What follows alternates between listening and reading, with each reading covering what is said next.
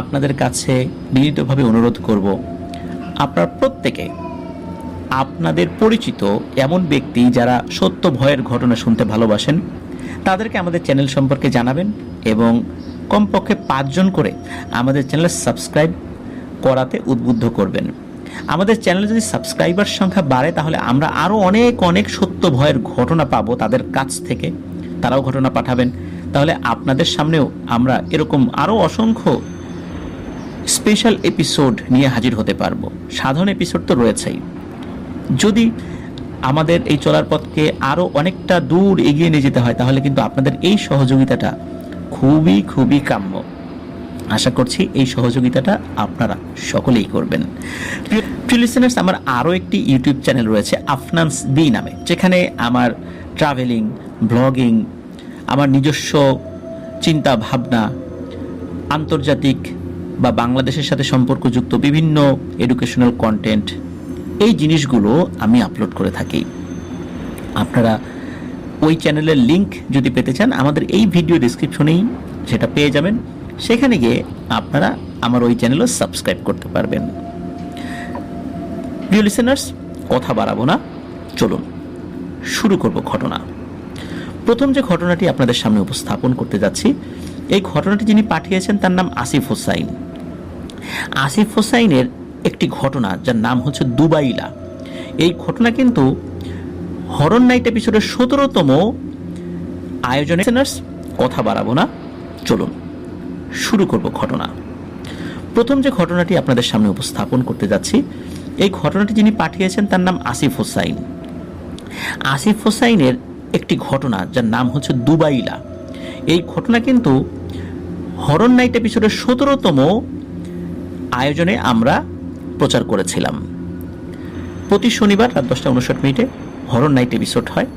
তো এই 17তম আয়োজনে যখন দুবাইলা ঘটনাটি প্রচারিত হলো, আপনারা প্রত্যেকেই পছন্দ করেছিলেন সেই ঘটনাটি।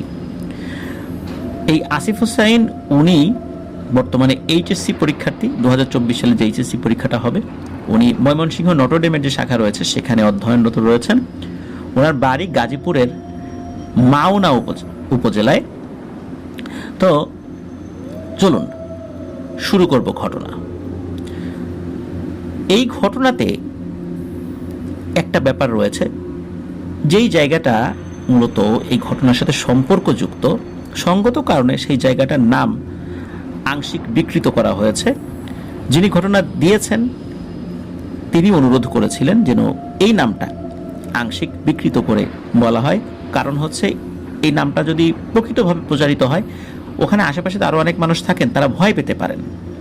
তাদের সাথে ঘটনা ঘটবে কি ঘটবে না এটা বলা যায় না, কিন্তু তারপরেও অহেতুক তাদের মনের মধ্যে ভয় সৃষ্টি হতে পারে। এই কারণে আমরা সেই বিষয়টি অ্যাভয়েড করে যাওয়ার চেষ্টা করব। ঘটনাটি এই আসিফ হোসাইন ওনার একজন সিনিয়রের কাছ থেকে শুনেছিলেন। একটা বিশেষ ঘটনার প্রেক্ষাপটে ওই সিনিয়র ভাই উনি এই ঘটনাটি শুধু ওনাকে না, উপস্থিত আরও বেশ কয়েকজনকেও বলেছিলেন। মূলত এই আসিফ হোসাইন হঠাৎ করেই উনি বাড়িতে যান, যেহেতু উনি লেখাপড়া করেন নটরডেমে ময়মনসিংহে, ওনার বাড়ি গাজীপুরের মাওনাতে। আসা যাওয়া খুব বেশি সমস্যা না, একটু ছুটি পেলেই চলে আসেন। তো উনি আসার পরে ওনার বাসায় ওই দিন কেউ ছিল না। রাতের বেলা ওনার সাথে একটি ছোটোখাটো প্যারানরমাল ঘটনার মতো ঘটে, যে উনি একটা জায়গায় মোবাইল রেখেছিলেন, এসে দেখেন মোবাইলটি পড়ে গেছে, অথচ পড়ে যাওয়ার কোনো কারণ ছিল না। তো বিষয়টা ওনার কাছে অস্বাভাবিক লেগেছিল। তো উনি বিষয়টার পরিবারের কারোর সাথে শেয়ার করেন নাই। পরদিন শনিবার বিকেলে যখন উনি হোস্টেলে ফেরত এসেছেন, তো রাতের বেলা ওনার সাথে ঘটা এই অস্বাভাবিক ঘটনাটি ওনাদের ইউনিটের রুমমেটদের সাথে শেয়ার করেন। ওখানে প্যারানরমাল ব্যাপার নিয়ে কথা হচ্ছে, এগুলো দেখে পাশের রুম থেকে ওনাদের এক সিনিয়র ভাইয়াও এসে ওনাদের সাথে যোগ দেন। এক পর্যায়ে ওনারা এই অলৌকিক খোশ গল্পে মেতে ওঠেন। ওই সময় ওনাদের সেই সিনিয়র ভাইয়ের কাছ থেকে জানতে পান খুবই আশ্চর্য এবং ভয়ানক একটি ঘটনা, যা কিনা এখনো চলমান রয়েছে। তো চলুন শুরু করি ঘটনাটি। ঘটনাটির স্থান রংপুর জেলার একটা ইউনিয়নের নাম, সেই গ্রামের নাম, সেখানকার সব কিছু ডিটেলস আসিফ হোসাইন দিয়েছেন আমাদেরকে, কিন্তু বিশেষ একটি কারণে সেই জায়গাটা আমরা বলতে পারছি না জায়গাটার নামটা। তবে যে পুকুর কেন্দ্রিক যেই ব্যাপারটা রয়েছে, স্থানীয়ভাবে ওটাকে নাকি অনেকেই বাওয়াইল্লার পুকুর নামে চেনেন। তো ঘটনার সময়কাল আজ থেকে 18 থেকে 20 বছর আগের, তার মানে 2004-5 সাল এরকম একটা সময় হবে, বা 3-4 সাল। তো যেই গ্রামে ঘটনাটি ঘটে, ওই গ্রামে বসবাস করতেন চাউলের একজন আড়তদার, তার নাম হচ্ছে আব্দুল হাই মোজাম্মেল হক। তো আমরা মোজাম্মেল কাকা বলেই সম্বোধন করব আর কি। তো মোজাম্মেল কাকাদের পরিবার মোটামুটি সচ্ছল ছিল। গ্রামে ওনাদের পাকা বাড়ি, সাথে গোলা ভরা ধান মজুদ থাকতো সব সময়। এই মোজাম্মেল কাকার স্ত্রীর নাম ছিল মনিরা বেগম। এই মোজাম্মেল কাকার ছিল 2 ছেলে আর 1 মেয়ে। বড় ছেলের নাম মামুন, ওই সময় তার বয়স ছিল 16 থেকে 18 বছর। উত্তরবঙ্গের স্বনামধন্য এক কওমি মাদ্রাসায় ওই সময় এই মামুন ভাই লেখাপড়া করতেন। ছোট ছেলের নাম মোস্তফা, ওই সময় তার বয়স ছিল 10 থেকে 12 বছর।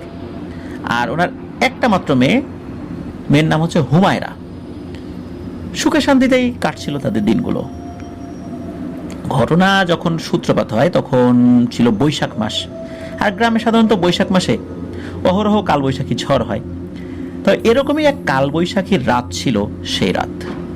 সন্ধ্যা থেকে প্রচুর বাতাস বইছে, সাথে গুড়ি গুড়ি বৃষ্টি। মাঝরাতের দিকে তা প্রকট আকার ধারণ করে। এই ঝড়ের তাণ্ডব সমগ্র রাত স্থায়ী ছিল। চারিদিকে শো শো শব্দ, একই সাথে শিলাবৃষ্টির ভয়ানক শব্দও হচ্ছিল। পরদিন সকালে দেখা যায় গ্রামের অবস্থা খুবই খারাপ। কালবৈশাখীর আঘাতে গাছপালা সহ টিনের ঘরবাড়িগুলো উপড়ে গেছে। সারা রাতের বৃষ্টিতে রাস্তাঘাট পানিতে টইটুম্বুর হয়ে গেছে। এরই মাঝে মোজাম্মেল কাকার ছোট ছেলে, যার নাম মোস্তফা, সে স্কুলে যাওয়ার জন্য প্রস্তুতি নিচ্ছিল। তার মা তাকে এই অবস্থায় স্কুলে যেতে ওই দিনের মতো নিষেধ করেন। কিন্তু এই মোস্তফা ছিল স্কুলে খুবই নিয়মিত এবং লেখাপড়ায় খুবই মনোযোগী এবং মেধাবী একটা ছেলে। স্কুল কখনো সে ফাঁকি দিত না।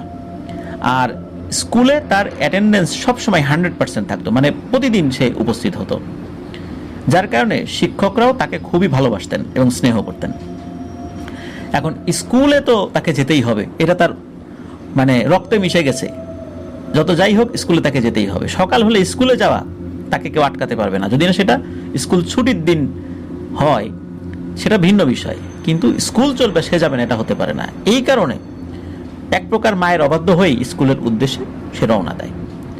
তো মোস্তফাদের স্কুল তাদের বাড়ি থেকে প্রায় 2 কিলোমিটার দূরে ছিল। প্রতিমধ্যে ছোট্ট একটা পুকুর রয়েছে। এই পুকুরটাকেই অনেকেই বাওয়াইল্লার পুকুর বলে অভিহিত করে থাকেন। সেই পুকুরের পেছন দিকটায় ঘন জঙ্গলে আবৃত এবং ওই পুকুরের পাশ বরাবর 10 থেকে 15 মিনিট হাঁটলেই তাদের স্কুল। তো মোস্তফা সচরাচর তার আরো 2 জন বন্ধু সহ তারা মোট 3 জন একসাথে স্কুলে যেত। তবে গত রাতে ভয়ানক ঝড় বৃষ্টি হওয়ায় আর পথঘাট কাদাযুক্ত হওয়ায় তার বাকি 2 বন্ধু সেদিন স্কুলে যায়নি। তো স্কুল শেষে দুপুরবেলা মোস্তফা একাই বাড়ি ফিরছিল। ওই পুকুরটার থেকে খানিক দূরে রাস্তাটা ভয়ানক পিচ্ছিল ছিল। একসময় ভয়ানক পিচ্ছিল কাদায় মোস্তফা পিছলে পড়ে যায়। এতে তার জামা কাপড়ের অবস্থা খারাপ হয়ে যায়। মোস্তফা খানিকটা ব্যথাও পেয়েছিল, হাতের কিছু কিছু জায়গায়, পায়ের কিছু কিছু জায়গায় ছুলে গিয়েছিল। তাই সে মনে মনে ভাবে এখন এই অবস্থায় বাসায় গেলে মা আজ আর আস্ত রাখবে না, অনেক বকাবকি করবে। এমনিতেই তো মা স্কুলে যেতে বারণ করেছিল, তারপর আবার তার নিষেধ অমান্য করে বের হওয়ার পর এই ধরনের ঘটনা ঘটল। এসব চিন্তা করে মোস্তফা হলো পাশেই তো বাওয়াইল্লার পুকুর, তো এই পুকুর থেকে হাত পা ধুয়ে বাসায় যাই, এই ভেবে সে পুকুরটির দিকে এগোতে থাকে। যথারীতি সে পুকুরে নেমে গা হাত পা সব কিছু ধুয়ে নেয়। ধুয়ে যেই না পেছনে ঘুরতে যাবে ঠিক তখনই মনে হলো হালকা একটা গরম বাতাস যেন তার শরীর স্পর্শ করে মিলিয়ে গেল। মোস্তফা তো চমকে ওঠে, কেননা গত রাত্রে বৃষ্টি হয়, আবহাওয়া বেশ ঠান্ডা ছিল সেই সময়। তো হঠাৎ গরম বাতাস স্বাভাবিক কোনো বিষয় না। তো যাই হোক, মোস্তফা দ্রুত পা চালাতে লাগলো। একসময় সে বাড়িতে পৌঁছেও যায়। বাড়িতে পৌঁছে সে তার মাকে এই ব্যাপারে আসলে কিছু জানায়নি, কেননা একেই তো মায়ের কথা অমান্য করে স্কুলে গিয়েছে, তারপর ভর দুপুরে পুকুরে নেমে এরকম একটা অস্বাভাবিক ঘটনা ঘটলো। এসব শুনে মা আরো বকাবকি করতে পারেন, এ কথা ভেবে উনি আর বাসায় যে গিয়ে কাউকে কিছু জানায় নাই। তো যাই হোক, এভাবে প্রায় সপ্তাহখানিক পার হয়ে যায়। এর মধ্যে কিন্তু সবকিছু স্বাভাবিকই ছিল। এমনই একদিন সন্ধ্যার পরপর মোজাম্মেল কাকা ওনার বাসায় ফিরছিলেন। বলে রাখা ভালো যে সে সময়টায় তাদের বাড়ির আশেপাশে খুব একটা বসত বাড়ি ছিল না এখন যেমনটা হয়েছে। তো এমনকি সে সময় সেখানে মানুষের বসত ভিটা এখন যেমন হয়েছে এর থেকে অনেক অনেক কম ছিল। আজ থেকে 18-20 বছর আগের কথা আর কি। তো বাড়ির থেকে তিনি যখনটা খানিকটা দূরে, তখন তিনি হঠাৎ তার কাঁধে নরম একটা হাতের স্পর্শ অনুভব করলেন। এতক্ষণ তিনি যখন হাঁটছিলেন তখন তো তার পিছনে কিংবা আশেপাশে কেউ ছিল না। এটা মনে পড়তেই মোজাম্মেল কাকার তো ভয়ে গলা শুকিয়ে যায়। কোনো কিছু না ভেবে তিনি সজোরে বাড়ির দিকে দিলেন ভৌ দৌড়। এক দৌড়ে তিনি বাড়ির উঠোনে এসে হুমড়ি খেয়ে পড়লেন। তার স্ত্রী সন্তানের তো শব্দ পেয়ে তার কাছে ছুটে আসেন। উল্লেখ্য তিনি তখন মারাত্মক ভয় পেয়েছিলেন, কেননা তিনি স্পষ্ট একটা হাতের ছোঁয়া তার কাঁধে অনুভব করেছিলেন। কিছুটা শান্ত হতেই তিনি সব ঘটনা খুলে বলেন পরিবারের সবাইকে। আর বাবার মুখে কথা শুনে মোস্তফা তার সাথে ঘটে যাওয়া সেদিন পুকুরের ঘটনাটির ব্যাপারেও তার পরিবারকে খুলে বলে। কেন সে আগে এই ব্যাপারে কিছু জানায়নি, এজন্য তার মা তার উপর ভীষণ রাগারাগি করেন। আর এর আগে ওনাদের সাথে এমন কোনো ঘটনা কখনোই ঘটেনি, এমনকি তাদের জানা মতে ওই গ্রামেও এমন ঘটনা কখনো ঘটেনি। তো যাই হোক, লোকজনের কাছ থেকে খবর নিয়ে মোজাম্মেল কাকা 2-3 দিন পর একজন পীর সাহেব গোছের একজনকে তাদের বাড়িতে নিয়ে আসেন। তার বেশভূষা দেখে পীর সাহেবের মতো মনে হয়, তার কিছু শাগরেদ শিষ্যও আছে। তো উনি ওনাদের বাড়িতে আসেন আর কি, ওই পীর সাহেব গোছের ওই লোকটা। সাথে আরো 2জন শাগরেদকেও নিয়ে এসেছিলেন। সেই পীর সাহেব এসেই ওখানে বিভিন্ন ধরনের রিচুয়াল শুরু করেন। আর ওনার যে শাগরেদ 2জন আসছিলেন তারা ভালো মতো ওই বাড়িঘর পর্যবেক্ষণ করেন। তারা ওই হাত চালান বা বাটি চালান এই টাইপের কিছু একটা করেছিলেন আর কি। তো এটা করে বাড়ির 3 কোণায় ওনারা 3টা খুঁটি উদ্ধার করেছিলেন। মূলত খুঁটি 3টি তাদের বাড়ির 3 দিকে 3টি গাছের গোড়ার কাছাকাছি মাটির বেশ গভীরে পোতা ছিল। তো ওই পীর গোছের ওই লোকটির খুঁটি সম্পর্কে মোজাম্মেল কাকাকে জিজ্ঞেস করলে মোজাম্মেল কাকা তো এই বিষয়ে কিছুই বলতে পারেন না। তো তখন পীর সাহেব মনে মনে বিড়বিড় করে কিছু একটা বলতে লাগেন। কিছুক্ষণ পর উনি চমকে ওঠেন এবং বলেন, যা ভেবেছি তাই, আপনাদের উপর বান মারা হয়েছে। আর যে বা যারা এই কাজটি করেছে তারাই এই খুঁটি এখানে গেড়ে দিয়েছিল। তো এই কথা ওই পীর সাহেব ওনাদেরকে বলেন। তারপর তিনি ওই শাগরেদদেরকে দিয়ে ওই খুঁটি 3টি তুলে ফেলেন এবং ওই খুঁটি 3টি তিনি নিয়ে চলেও যান। যাওয়ার সময় পারিশ্রমিক বাবদ 2000 টাকা এবং সাথে 1 মণ চাল নিয়ে যান। এরপর 4-5 দিন সব ঠিকঠাকই ছিল। তবে এরপরই এক রাতে ঘটে এক ভয়ানক ব্যাপার। ওই যে মনিরা কাকি, তো উনি এবং তার মেয়ে হুমায়রা, ওনারা আবার এক ঘরে ঘুমাতেন, আর মোজাম্মেল কাকা আর তার ছেলে মোস্তফা ঘুমাতেন আর এক ঘরে। রাত আনুমানিক 1টা কি 2টার দিকে বাইরে প্রচন্ড জোরে কিছু পড়ে যাবার শব্দ হয়। তবাস করে একটা শব্দ হয়েছে। প্রকাণ্ড সেই শব্দটা এতটাই জোরালো ছিল যে সেই শব্দে ওনাদের বাড়ির প্রত্যেকটা সদস্যেরই ঘুম ভেঙে যায় এবং বাড়িটা থরথর করে কেঁপে ওঠে। পাশের ঘর থেকে মনিরা কাকি আর হুমায়রা আপু ছুটে আসেন তাদের ঘরে। মোজাম্মেল কাকাদের জানালার পেছন দিক থেকে শব্দটা এসেছিল। পরপর 4 বার ধুম ধুম করে এরকম ভয়ানক শব্দ হয়েছিল। তবে কি হচ্ছে ওখানে ওনারা কিন্তু বুঝতে পারছিলেন না। খানিকটা পরে গগন বিদারী এক বিকট চিৎকার হয়। ভয়ের ঘটনা কিন্তু এখনো ঘটা অনেক বাকি। আরো কিছুক্ষণ পরে ভয়ানক এক গায়েবী আওয়াজ শোনা যায় তাদের জানালার ঠিক পেছন থেকে। আর সেই আওয়াজটা পরপর 3 বার একই কণ্ঠে বলে ওঠে, হেই মোজাম্মেল, কারে ডাকছিস? বোকার জাত, আহম্মক কোথাকার, খবরদার এখানে আর কাউকে বলাবি না, মানে ডাকবি না। এই কথা পরপর 3 বার উচ্চারণের পর সেই শব্দটা থেমে যায়। সেদিন বাড়ির প্রত্যেকটা লোক সেই আওয়াজটা শুনেছিল। আর ওনাদের ভাষ্য মতে এই আওয়াজটা এতটাই ভয়ানক ছিল যে অতি সাহসী কোনো ব্যক্তিও যদি এই আওয়াজটা শোনে তাহলে সে নিশ্চিত ভয়ের চোটে জ্ঞান হারাবে। তবে ওনারা কিভাবে স্থির ছিলেন তা আল্লাহ তাআলাই ভালো জানেন। তাদের বাড়ি থেকে কিছুটা দূরে তাদের এক প্রতিবেশী থাকতেন, ওনারাও নাকি সেই আওয়াজটা শুনেছেন, তবে ভালো মতো বুঝতে পারেন না যে কি বলছেন, তবে সেই আওয়াজটা তারাও শুনেছিলেন এবং ওনারা এই শব্দটা শুনেও অনেক ভয় পেয়েছিলেন। এমনকি এতটাই ভয় পেয়েছিলেন, পরের দিন কাউকে কিছু না বলে 2-3 দিনের জন্য ওনারা বাড়ি ছেড়ে কয়েক গ্রাম পরে এক আত্মীয়ের বাড়িতে গিয়ে উঠেছিলেন। এই বিষয়ে আর মোজাম্মেল কাকাদের সাথে কোনো কথা বলেন নাই, মানে এতটাই ভয় পেয়েছেন ওই রাতের বেলা। যাই হোক, এরপর যে দিনটা আসে, বাড়ির সকলের তো মাথায় হাত। পীর সাহেব তো বলেছিলেন সব সমস্যা শেষ হয়ে গেছে, তাহলে গতকাল রাতে এটা কি ছিল? সমস্যা তো আরো বেড়ে গেল মনে হচ্ছে। সেদিন বিকেলে মোজাম্মেল কাকা সেই পীর সাহেবের সন্ধানে যান। পীর সাহেবের কাছে এই ব্যাপারে জিজ্ঞেস করতে গেলে ওই পীর সাহেব ওনার কোনো কথাই শোনেন না। ওনাকে পরদিন আসতে বলেন, কথা মতো পরদিন গেলে আবার কোনো না কোনো কারণ দেখিয়ে আবার কয়েকদিন পরে আসতে বলেন। তো একটা সময় মোজাম্মেল কাকা বুঝতে পারেন ওনার দ্বারা এই কাজ হবে না, এইটা পুরো দস্তুর একটা ভণ্ড পীর। জিন ভূত সম্পর্কে তেমন কিছুই জানে না, ভণ্ডামি করে মানুষের কাছ থেকে টাকা পয়সা হাতিয়ে নেয়, একটু হাত চালান বাটি চালান দিতে পারে, এইভাবেই মানুষের কাছে বিভিন্ন ধরনের উল্টোপাল্টা কথা বলে বিভিন্ন বকশিস নেয়, চাল নেয়, যার কাছ থেকে যেটা নিতে পারে আর কি।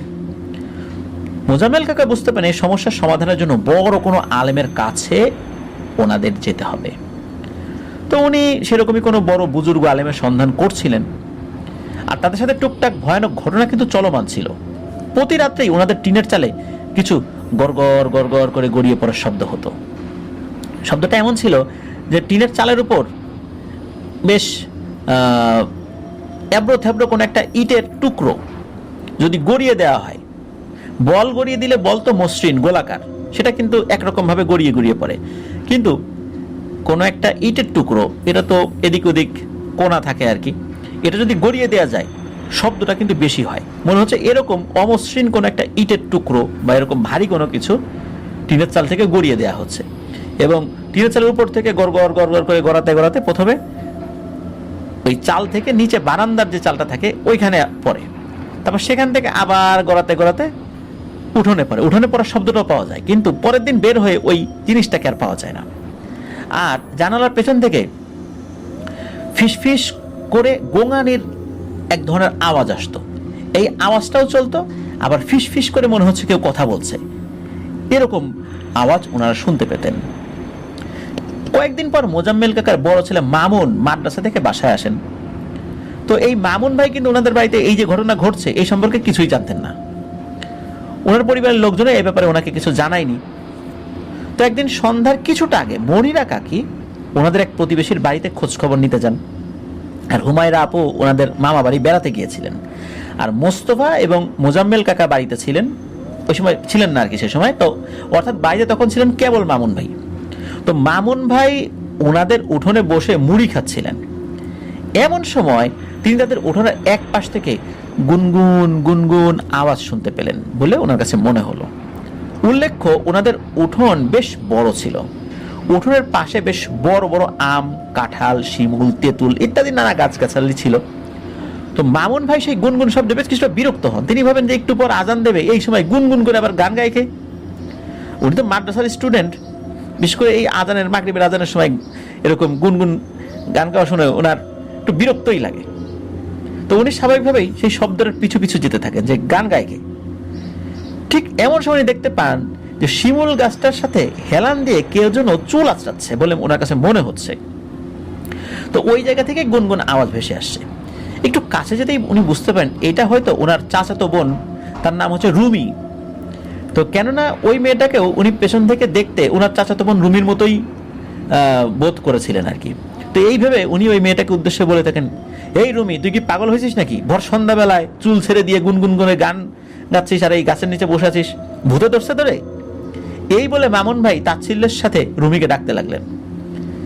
আর যেই না মামুন ভাই রুমির একদম কাছাকাছি চলে আসেন ডাকতে ডাকতে, তখন এই রুমি পিছনে ফিরে তাকায়। তখনই মামুন ভাই দেখেছিলেন ওনার জীবনের সবচাইতে ভয়ানক এবং এক রোমহর্ষক দৃশ্য, যা হয়তো তিনি তার মৃত্যুর আগ পর্যন্ত কখনো ভুলতে পারবেন না। মামুন ভাই দেখলেন রুমিরূপী অবয়বটার নাক, মুখ এগুলো কিছুই নাই চেহারায়, তবে অবয়বটায় রক্তবর্ণের চোখ ছিল যা স্বাভাবিকের তুলনায় অনেক বড় ছিল, আর তার মুখমণ্ডলের যে স্কিনটা, এই স্কিনের ভেতর দিয়ে কালো কুচকুচে রঙের একটা বিশাল বড় জিহবার মতো কিছু একটা বেরিয়ে এসেছে, যা প্রায় 2-3 হাত লম্বা ছিল। আর সবচেয়ে ভয়ঙ্কর ব্যাপার হচ্ছে, যেই অবয়বটা মূলত এতক্ষণ তার জিহবা আকৃতির যে জিনিসটা, এটাই উল্টো করে মাথার উল্টো দিকে দিয়ে রেখেছে, যেটা পেছন থেকে দেখলে চুলের মতো মনে হয়েছে। ওনাকে দেখে সেই অবয়বটা খিক খিক শব্দ করে ওঠে, আর জিহবার উপরে ভর করে শিমুল গাছের চূড়ায় উঠে পড়ে।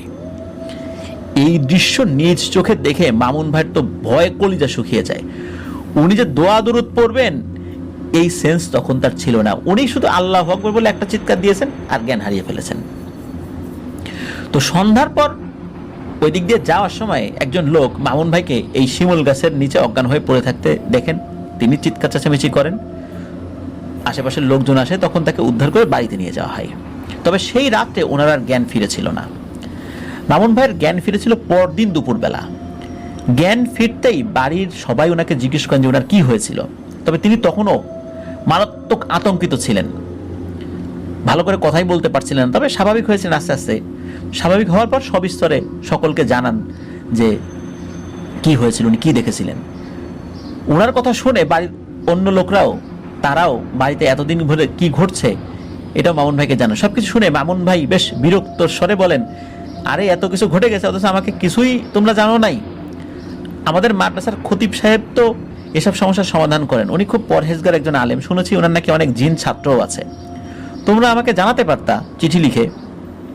তো 2004-05 সালে তো এরকম মোবাইল ফোনে এত ব্যাপক ব্যবহার ছিল না আর কি। তো মামুন জানান যে খতিব সাহেবের কাছে বিষয়টা বললে হয়তোবা কোন একটা সমস্যার সমাধান উনি বের করতে পারতেন।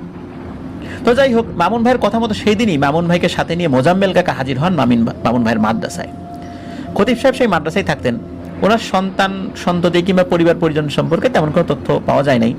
তো ওনারা কিছুক্ষণ বাইরে অপেক্ষা করেন, তারপর একজন লোক এসে ওনাদের খতিব সাহেবের সাথে দেখা করার জন্য নিয়ে যান। খতিব সাহেবের কাছে গিয়ে ওনারা দেখলেন খতিব সাহেব দুটো কবুতরকে কোলে নিয়ে খুব আদর করছেন এবং ওদেরকে হাতে খাবার নিয়ে খাবার খাওয়াচ্ছেন। লিসেনার্স, এই বিষয়টা একটু মাথায় রাখবেন, কবুতরের কথাটা। তো মোজাম্মেল কাকা আর মামুন ভাই যখন ওনাকে দেখলেন তো উনি তাদেরকে বসতে বলেন এবং সব ঘটনা সবিস্তরে শুনলেন। শুনে ইমাম সাহেব ওনাদের কিছুক্ষণ বাইরে অপেক্ষা করতে বলে ওনার কক্ষে চলে গেলেন। কক্ষের দরজা বন্ধ করে দিলেন। 10-15 মিনিট পর দরজা খুলে ওনাদের ওই ঘরের মধ্যে আবার ঢুকতে বলেন। এরপর মোজাম্মেল কাকাকে উদ্দেশ্য করে খানিকটা মুচকি হাসি দিয়ে বলেন যে, আপনার দাদার নাম কি গফুর আলী? খতিব সাহেবের মুখে এই কথা শুনে মোজাম্মেল কাকা তো অবাক। আরে, ওনার দাদার নাম খতিব সাহেব জানলেন কিভাবে? এরপর খতিব সাহেব বলতে লাগলেন একটা ব্যাপার। সেটা হলো, খতিব সাহেব বলেন, দেখেন, আপনার দাদা আর আমার বাবা খুব ভালো বন্ধু ছিলেন। আর আপনার দাদা জনাব মোহাম্মদ গফুর আলী কাজী সাহেব ছিলেন খুবই সৎ আর মহৎ ব্যক্তিত্ব। সেই সাথে তিনি আধ্যাত্মিক অনেক কিছু জানতেন যা আমাদের সাধারণ মানুষের ধারণার বাইরে। তিনি মানুষের বিয়ে পড়ানোর পাশাপাশি জিনদেরও বিয়ে পড়াতে পারতেন। আল্লাহ ওনাকে এই বিশেষ গুণটা দিয়েছিলেন, এই আধ্যাত্মিক জ্ঞানটা উনি অর্জন করতে পেরেছিলেন। মানুষের বিয়ে আর জিনদের বিয়ের নিয়ম কানুনের বেশ কিছু পার্থক্য রয়েছে। তবে আপনার দাদা এই ধরনের অনেক কিছুই জানতেন বিধায় তিনি এই ধরনের বিয়ের দাওয়াত পেতেন। আর এই ধরনের ব্যক্তিদেরকে দিয়ে যদি জিনেরা বিয়ে পড়াতে পারত, জিনদেরও নাকি তাদের সমাজে খ্যাতি বাড়ত বা সুনাম বাড়ত। এই জন্যই জিনেরা বিভিন্ন সময় তাকে দাওয়াত করে নিয়ে যেতেন। ঠিক সেরকমই একবার এক জিন পরিবার থেকে বিয়ে পড়ানোর দাওয়াত আসে। আর যেই পরিবার থেকে দাওয়াত আসে তাদের গোষ্ঠীর এক দল জিনেরা আপনাদের গ্রামেরই ওই বাওয়েল্লার পুকুর নামে যে পুকুর আছে তার পেছনে যে জঙ্গল আছে এই জঙ্গলে থাকতো। তবে তারা কোনোদিনও কোনো মানুষকে দেখা দেয়নি, ক্ষতি করা তো দূরের কথা। তো সেই জিনেরা আপনার দাদার কাছে আসেন বিয়ে পড়ানোর প্রস্তাব নিয়ে এবং দাওয়াত নিয়ে। তাদেরকে মূলত কনে পক্ষের জিনেরা পাঠিয়েছিল আপনার দাদাকে দাওয়াত করে নিয়ে যেতে। আপনার দাদাও স্বাভাবিকভাবে খুশি মনে বিয়ে পড়াতে যান। তবে কোনো শুরুর দিকে কোনো সমস্যা হয়নি, কিন্তু বিয়ে পড়াতে তাদের এলাকায় যাওয়ার পরেই একটা বিপত্তি বাধে। একথা বলে খতিব সাহেব খানিকটা থামেন এবং আবার বলতে লাগেন, এই যে গফুর আলী এমনিতেই দুর্বল প্রকৃতির জিন কিংবা মানুষের সাথে যাদের তুলনামূলক বন্ধুত্বপূর্ণ সম্পর্ক রয়েছে জিনদের, এমন জিনদের বিয়ে পড়াতেন। তবে এইবার গফুর আলী কাজী সাহেব যাদের বিয়ে পড়াতে গিয়েছেন তারা ছিল মারিদ সম্প্রদায়ের জিন। আর মারিদ জিনেরা স্বভাবতই খুব ক্ষিপ্র স্বভাবের, দাম্ভিক এবং বেশ বদমেজাজি প্রকৃতির। সব জিনেরাই কম বেশি ক্ষিপ্র স্বভাবের হয়ে থাকে, তবে মারিদ জিনের একটু বেশি বদমেজাজি এবং দাম্ভিকতা তাদের মধ্যে দেখা যায়। তবে কনে পক্ষেও যারা ছিল এরাও স্বাভাবিক জিনদের পর্যায়ে ছিল, কিন্তু ছেলে পক্ষ যারা ওরা ছিল এই মারিদ সম্প্রদায়ের জিন। তো বর পক্ষের মারিদ জিনেরা যখন জানতে পারেন যে তাদের বিয়ে পড়াতে এসেছেন একজন ইনসান এবং একজন ইনসানকে কনে পক্ষেও নিয়ে এসেছেন, এটা দেখে তারা হাসি বিদ্রুপ করে ওই কনা পক্ষেরদেরকে এবং বলে যে যাও এই ইনসানকে তাদের জমিনে রেখে আসো, আমাদের সম্প্রদায়ের বিয়ে আমাদের লোকেরাই করবে। এখন কনে পক্ষের জিনেরা তো তাদের শর্তে নারাজ, ওনারা বলেন না না, আমরা এনাকে দাওয়াত দিয়ে নিয়ে এসেছি, তিনি আমাদের মেহমান, আর মেহমানদের তো অমর্যাদা করা যায় না। উনি আমাদের সম্প্রদায়ের অনেককেই বিয়ের কাজগুলো সম্পন্ন করেছেন, অনেকের বিয়ে, তো যেহেতু ওনাকে দাওয়াত করে আমরা নিয়ে এসেছি সুতরাং ওনাকে দিয়েই বিয়ে পড়াতে হবে। তো বর পক্ষ গফুর আলীকে তুচ্ছ তাচ্ছিল্য করে বলে ওঠেন যে না না না, আমরা একে দিয়ে বিয়ে পড়াবো না। এখন ব্যাপারটা হয়েছে কি যে সাধারণত জিনদের যে গোত্র, একই গোত্রের সাথে মানে সেম গোত্রের বিয়ের ব্যাপারগুলোই বেশি ঘটে, ব্যতিক্রম হয়। তো যেই ছেলে এবং মেয়ের বিয়েটা ওখানে হওয়ার জন্য আয়োজন করেছিল আর কি, মূলত এটা একটু ডিফারেন্ট প্রকৃতির ছিল যেহেতু গোত্র আলাদা।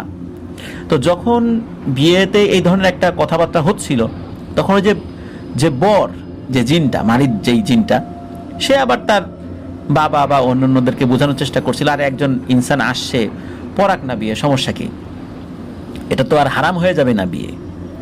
তো অন্যরা আবার বলছে এই তুমি চুপ থাকো, তুমি বোঝো বেশি, আমাদের একটা সম্মান আছে না। তো বর যিনি উনি কিন্তু তাদের আত্মীয় স্বজনদেরকে বেশ বুঝিয়ে অনেকটা ঠান্ডা করে ফেলেছিলেন, আর কনে পক্ষ থেকেও তাদেরকে বেশ বুঝিয়ে একটা পর্যায়ে নিয়ে এসেছিলেন, তারাও রাজি হন। কিন্তু সমস্যা হলো কি, তাদের মধ্যে কেউ কেউ ওই হাসি তামাশা বা বিদ্রুপ করা থামান নাই ওই গফুর আলীকে নিয়ে। তো অনেকক্ষণ ধরে এই ধরনের তুচ্ছ তাচ্ছিল্যমূলক কথাবার্তা শুনতে শুনতে একটা পর্যায়ে গফুর আলীর আত্মসম্মানে খুব ভালো মতোই লাগে, এতক্ষণ চুপ ছিলেন। আর এখানেই গফুর আলী করে বসেন এক চরম মাত্রার এক ভুল। তিনি কিছুটা দম্ভের সহিত ওই বর পক্ষের মারিদ জিনদেরকে উদ্দেশ্য করে বলেন, বেশ, বিয়ে যদি করাবেন না তো চলে যান, দেখি আমার থেকে কে ভালো আপনাদের বিয়ে পড়াইতে পারে। হঠাৎ করে এই ধরনের কথা একজন মানুষের মুখ থেকে শুনে এমনিতেই তো তারা মানে বিয়ে পড়াতে রাজি ছিলেন না তাকে দিয়ে, তখন গফুর আলী দাদা এই ধরনের একটা কথা বলে ওঠেন, তখন এই মারিদ জিনদের কাছে তাদের আত্মসম্মানে খুব লাগে। এই সময় মারিদ জিনেরা যায় খেপে, আর এখানেই বাধে বিপত্তি।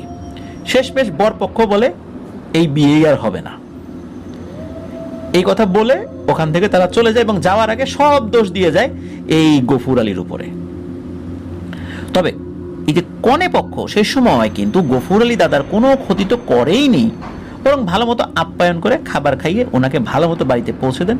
বাড়িতে পৌঁছানোর পর সবকিছু ঠিকঠাক ছিল। তো জিনদের দেশে গিয়ে দাদার সাথে যা হয়েছিল তা সবকিছুই উনি গোপন করেছেন বা কাউকে উনি জানানোর প্রয়োজন মনে করেন নাই। ওই রাত্রেই ঘুমের মধ্যে ওই জিন কন্যার বাবা গফুর আলী দাদার স্বপ্নে আসেন। এসে গম্ভীর কণ্ঠে একটা কথাই বলেন, আপনাকে আমরা সহজ সরল ভালো মানুষ ভাবতাম বলেই বিয়ে পড়াতে দাওয়াত দিয়েছিলাম, আপনার ওই কথার জন্য আমার মেয়ের বিয়ে ভেঙেছে। আমার মেয়ে এত পরিমাণ কান্নাকাটি করছে যে এই দৃশ্য আমি দেখতে পারছি না। কাঁদতে কাঁদতে আমার মেয়ের প্রাণ চলে যাওয়ার জোগাড় হয়েছে। কারণ বিয়ের যেই ব্যাপারটা, যে সময়টা জিনদের থাকে, এইটা যদি সময়টা নষ্ট হয়ে যায় তাহলে আপনাদের মনুষ্য সমাজে যেরকম অনেক কথা শুনতে হয়, তেমন জিনদের বেলায়ও কথা শুনতে হয় আমাদের সমাজে। আপনি ওই সময় কেন কথা বললেন? আমরা তো সবকিছু গুছিয়ে এনেছিলাম, আপনার কোনো অপমানজনক কথা তো আমরা সহ্য করতে পারি নাই বলেই খুব কৌশলে বিষয়টা আমরা চেষ্টা করছিলাম যেন সমাধান হয়। আপনি হুট করে দাম্ভিকতার সাথে কথা বলার কারণেই এই বিয়েটা ভেঙে গেল। আমার মেয়ে কাঁদতে কাঁদতে তার প্রাণ ওষ্ঠাগত। আমি আমার কন্যার এই কষ্ট দেখতে পারছি না। আপনি দেখবেন যে আপনার এবং আপনার পরিবারের আমি কি হাল করি। আপনার কাছে এরকম দাম্ভিক কথা আমরা কেউ আশা করি নাই। তো এই কথা বলার সাথে সাথে গফুর আলীর নাকি ঘুম ভেঙে যায়।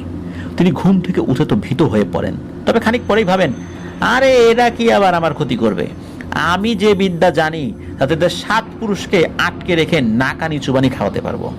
এই চিন্তা করে নিয়ে আবার ঘুমিয়ে পড়েন। তবে পরদিন সকালেই ওনাকে সাক্ষী হতে হয় এক মর্মান্তিক ঘটনার। গফুর সাহেবের বড় ছেলে, তার মানে এই যে যিনি এসেছিলেন তার জ্যাঠা, তার নাম ছিল সাফায়েত, পরের দিন বন্ধুদের সাথে গোসল করতে ওই বাওয়াইল্লার পুকুরে নেমেছিলেন। তবে সব ছেলেরা উঠলেও এই সাফায়েত আর ওঠে না। সকলে মিলে অনেকে তন্ন তন্ন করে সমগ্র পুকুর খুঁজে একদম সাফ করে ফেললেও সাফায়েতের সন্ধান আর পাওয়া যায় না। তবে সেদিন সন্ধ্যাবেলা পুকুরে ওনার লাশ ভেসে ওঠে। বড় ছেলের এই করুণ মৃত্যু দেখে গফুর আলীর স্ত্রী, মানে এই মোজাম্মেল কাকার দাদি, তো দিক বিদিক জ্ঞান শূন্য হয়ে পড়েন। গফুর আলীও বুঝতে পারেন এটা কার কাজ হতে পারে। ছেলেকে দাফন করে পরদিন গভীর রাত্রে তিনি হাজির হন ওই পুকুর পাড়ের জঙ্গলটিতে, যেখানে জিনদের একটা দল থাকতো। এই দলরাই কিন্তু দাওয়াত করেছিল তার সর্দারের পক্ষ থেকে। তিনি তার সাথে কিছু জিনিসপত্র নিয়ে গিয়েছিলেন, আর ওনাকে জঙ্গলে প্রবেশ করতে দেখে জঙ্গল থেকে বিকট শব্দে কান্নাকাটির আওয়াজ ভেসে আসে। মূলত গফুর আলীকে দেখে ওই জঙ্গলে থাকা জিনেরা বুঝতে পেরেছিল আজকে তাদের সাথে ভয়ানক একটি ঘটনা ঘটবে। গফুর আলী যে ক্ষেপে আছে তাতে তাদের নাম নিশানা এখন ধূলিসাৎ করে দিবে। ওনাকে দেখেই অশ্বত্থ গাছ থেকে 2টো অবয়ব নেমে এসে ওনার পায়ের কাছে এসে বসে পড়ে এবং কাকুতি মিনতি করতে থাকে। সেই 2টি অবয়ব কান্নাকাটির সাথে বলতে থাকে, মাফ করেন হুজুর, ভুল হয়ে গেছে, দয়া করে আমাদের দুজনকে মেরে ফেলবেন না, আমাদের দুজনকে এই কাজ করতে বাধ্য করা হয়েছে। তখন গফুর আলী ধমকের সহিত বললেন, কারা তোরা, কেন এই কাজটি করলি, আমার এই নিষ্পাপ আদরের ছেলেটা জীবনটা কেন কেড়ে নিলি, কি দোষ করেছিল সে কি তোদেরকে কোনো আঘাত করেছিল? তারপর জিনেরা বলতে থাকে, এই কাজ করতে কে বলেছে আমরা জানি না, আমরা হচ্ছি আমাদের গোত্রের হুকুম তামিল করা সৈন্য মাত্র, আর আমাদের উপর বিভিন্ন পরোয়ানা আরোপ করা হয়, যেমন কারো ক্ষতি করা, কাউকে ভয় দেখানো বা কাউকে হত্যা করা। আমাদের যেই পরোয়ানা আরোপ করা হয় সেই পরোয়ানা অনুযায়ী কাজ করতে হয়। তার কি অপরাধ ছিল কি ছিল না, তার সাথে কার কি শত্রুতা রয়েছে কি নাই, এই বিষয়ে আমরা দেখি না, আমরা শুধু পরোয়ানা তামিল করি। তা না হলে আমাদের সর্দারেরা আমাদেরকে খুব কঠিন শাস্তি দেন।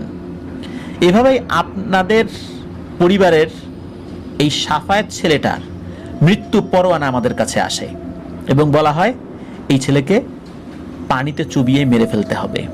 তাই বাধ্য হয়ে আপনার ছেলেকে ডুবিয়ে মারি। আমরা আপনার ক্ষমতা সম্পর্কে খুব ভালো করেই জানতাম, কিন্তু আমাদের এ ব্যাপারে কিছুই করার নাই, আমাদের পরোয়ানা মানতেই হয়, কারণ আমরা আমাদের নেতার আনুগত্য করি। জীবন চলে গেলেও আমরা আমাদের আনুগত্য থেকে পিছপা হতে পারি না। এই বলে জিনেরা ওনার সামনে লুটিয়ে পড়ে।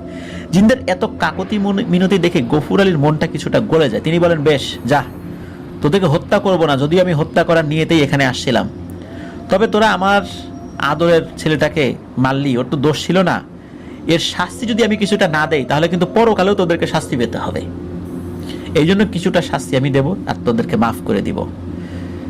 আপাতত তোদেরকে আমি এই পুকুরে আটক রাখবো, তবে তোদেরকে যারা পাঠিয়েছে তাদেরকে খুঁজে বের করে এক এক করে আমি শাস্তি দেব, আর তোদের শাস্তি হবে এই পুকুর দ্বারা বন্দি থাকবি, এটাই তোদের শাস্তি। এই বলে এই গফুর দাদা তার আধ্যাত্মিক ক্ষমতা বলে ওই জিনদেরকে ওই পুকুরের অতল গভীরে বন্দি করে রাখেন।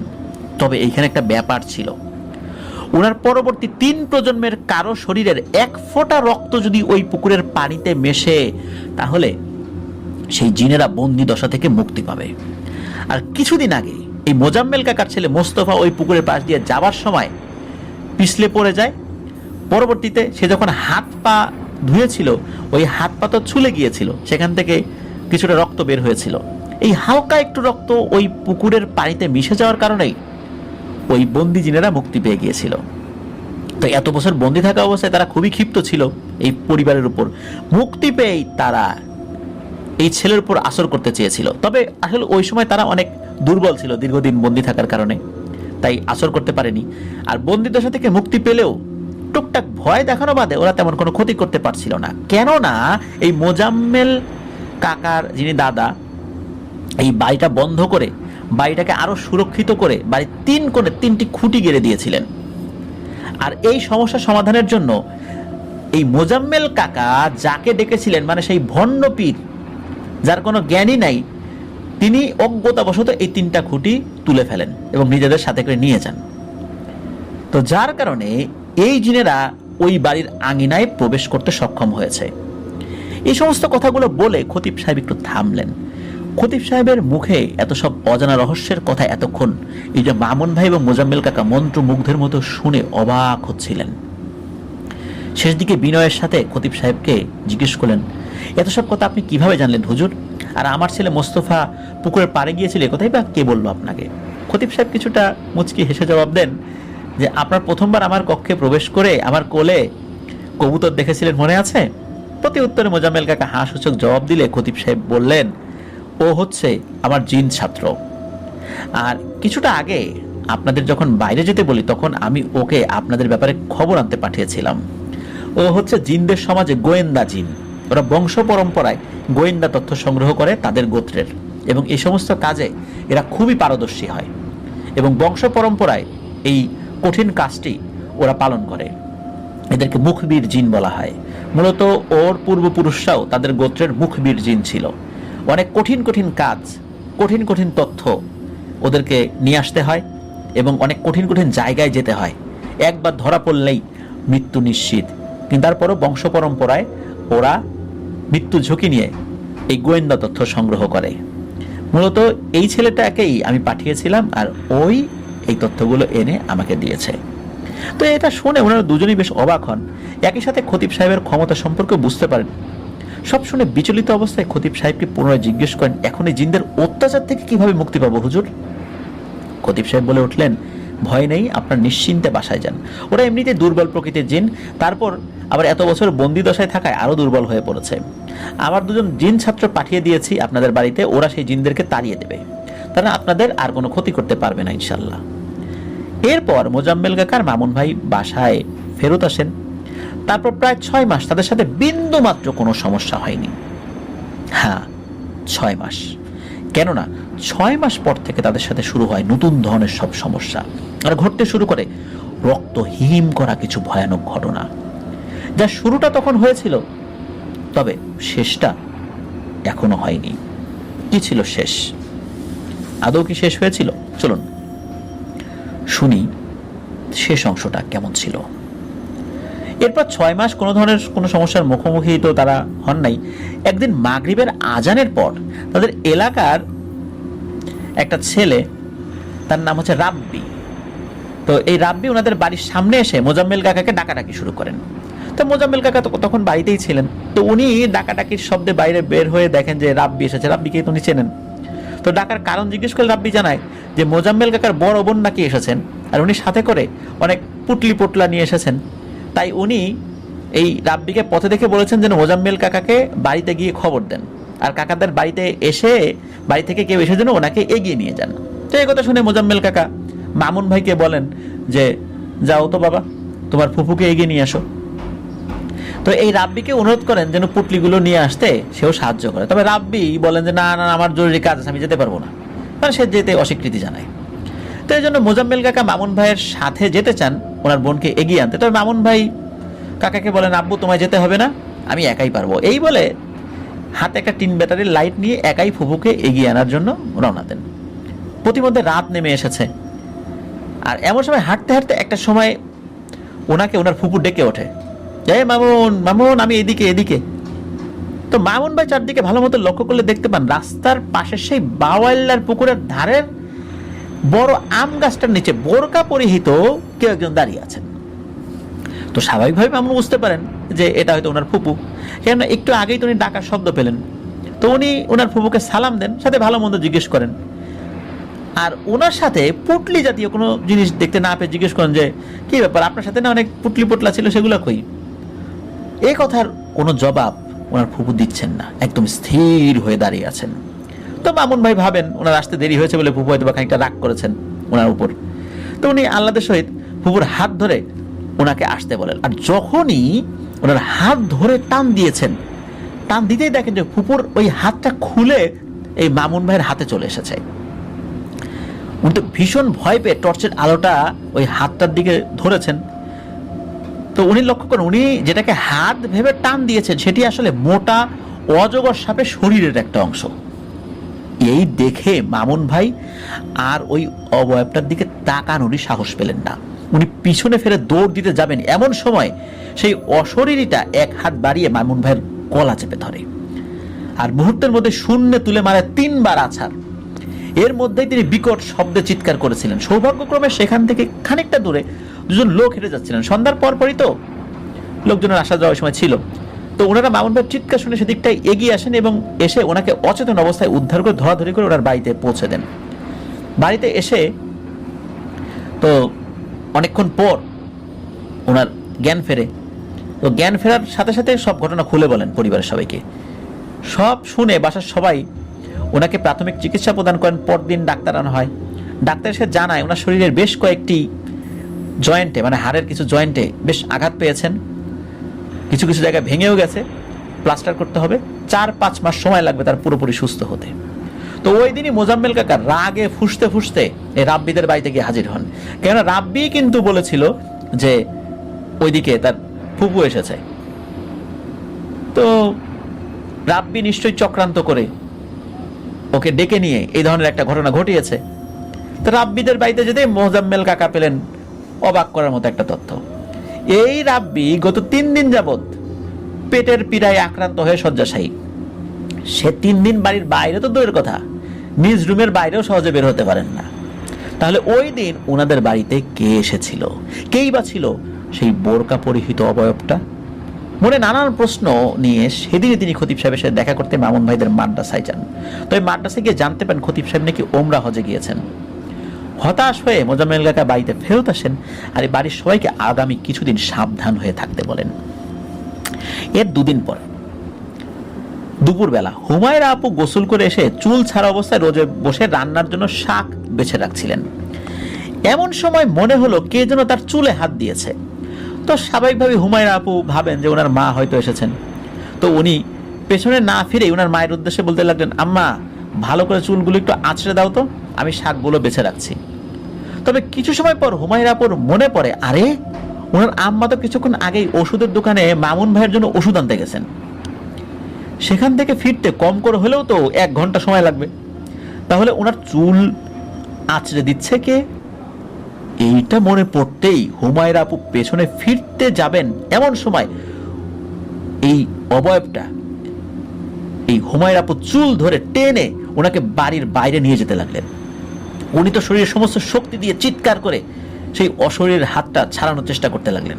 তবে সে চেষ্টা বৃথা, কেননা তাকে তো অদৃশ্য কিছু একটা টেনে নিয়ে যাচ্ছে। ঘর থেকে মামুন ভাই বোনের চিৎকার শুনে চমকে ওঠেন। দিন দুপুরে এই ধরনের ঘটনা ঘটছে। তিনি তো শয্যা সেই অবস্থায় ছিলেন, ওনার শরীরে প্রচন্ড ব্যথা, শরীরের বিভিন্ন জায়গায় ভেঙে গিয়েছে। তো ওনার পক্ষে বিছানা থেকে ওঠা ওই অবস্থায় সম্ভব ছিল না। তবুও তিনি চিৎকার করে আশেপাশের লোকদেরকে ডাকতে লাগলেন। তো সেই সময় মোজাম্মেল কাকা মামুন ভাইয়ের মাদ্রাসার 2 জন বন্ধু সহ বাড়ির দিকে আসছিলেন। তো মামুন ভাইয়ের ওই 2 বন্ধু মূলত মামুন ভাইকে দেখতেই এত দূর থেকে এসেছিলেন।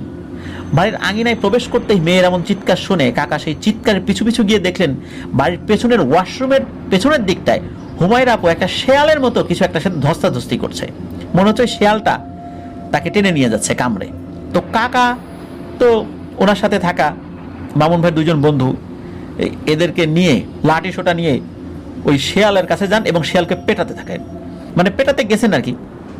ওখানে তখন যে কয়েকজন উপস্থিত ছিলেন তারা প্রত্যেকেই কিন্তু ওই শেয়ালটাকে দেখেছিলেন। এর মধ্যে কি হয়েছে, ওই যে দুজন বন্ধু এসেছে মামুন ভাইয়ের, একজন বন্ধুর হাতে তো লাঠি ছিল, লাঠি নিয়েছেন, সে লাঠি দিয়ে যখনই ওই শেয়ালের শরীরে আঘাত করেছে তখনই শেয়ালটা সকলের চোখের সামনে নিমেষে হাওয়ায় মিলিয়ে গেল। দিনে দুপুরে এরকম একটা ঘটনা ঘটলো, তাও আবার ওনাদের চোখের সামনেই। এটা দেখে এই মোজাম্মেল কাকার সাথে আসা মামুন ভাইয়ের মাদ্রাসার ওই দুইজন বন্ধু ওনারা তো ভীষণ ভয় পেলেন, আর তখনকার মতো মামুন ভাইয়ের সাথে দেখা করলে দ্রুত সেখান থেকে চলে গেলেন মাদ্রাসায় গিয়ে এই খবরটা জানানোর জন্য। তো মোজাম্মেল কাকা হুমায়রা আপুর সামনে যেতেই লক্ষ্য করলেন যে আপুর মুখে এবং শরীরের নানা অংশে আঁচড়ে ক্ষত বিক্ষত হয়ে গেছে। তো আপুর সাথে কি কি হয়েছে তা তিনি মোজাম্মেল কাকাকে জানান। তো যেহেতু শেয়ালের একটা ব্যাপার ছিল, জলাতঙ্কের একটা সমস্যা হতে পারে, তো ওই চিন্তা করে ডাক্তারের যে ট্রিটমেন্টটা, ভ্যাকসিনটা, এটা ওনারা দিয়েছিলেন। কিন্তু আসলে এটা তো কোনো সাধারণ শেয়াল ছিল না। ওনারা কিন্তু কিছুতেই বুঝতে পারছিলেন না যে কেন আবার এসব উপদ্রব শুরু হয়ে গেল। খতিব সাহেব তো বলেছিলেন যে আর কোনো সমস্যা হবে না, আর এতদিন তো সবকিছু ঠিকঠাকই ছিল। তো এরই মধ্যে পরদিন বিকেলবেলা মামুন ভাইয়ের ওই দুজন বন্ধুর সাথে একজন মাঝবয়সী পাগড়ি পরিহিত ভদ্রলোক ওনাদের বাড়িতে আসেন। এসে লম্বা একটা সালাম দিয়ে উনি ওনার পরিচয় দেন। উনি হচ্ছেন এই মামুন ভাইদের মাদ্রাসার আরেকজন শিক্ষক, ওনার নাম হচ্ছে মাওলানা জাহাঙ্গীর। তো এই জাহাঙ্গীর হুজুর এসেই বলেন যে আমার দুই ছাত্রের মাধ্যমে জানতে পারলাম আপনাদের সাথে ভয়ানক একটা অস্বাভাবিক ঘটনা ঘটেছে, তো সম্পূর্ণ ঘটনাটা আমাকে বিস্তারিত বলুন দয়া করে। এরপর মোজাম্মেল কাকা, তারপর কাকি সব কিছু বলেন ওই জাহাঙ্গীর হুজুরকে।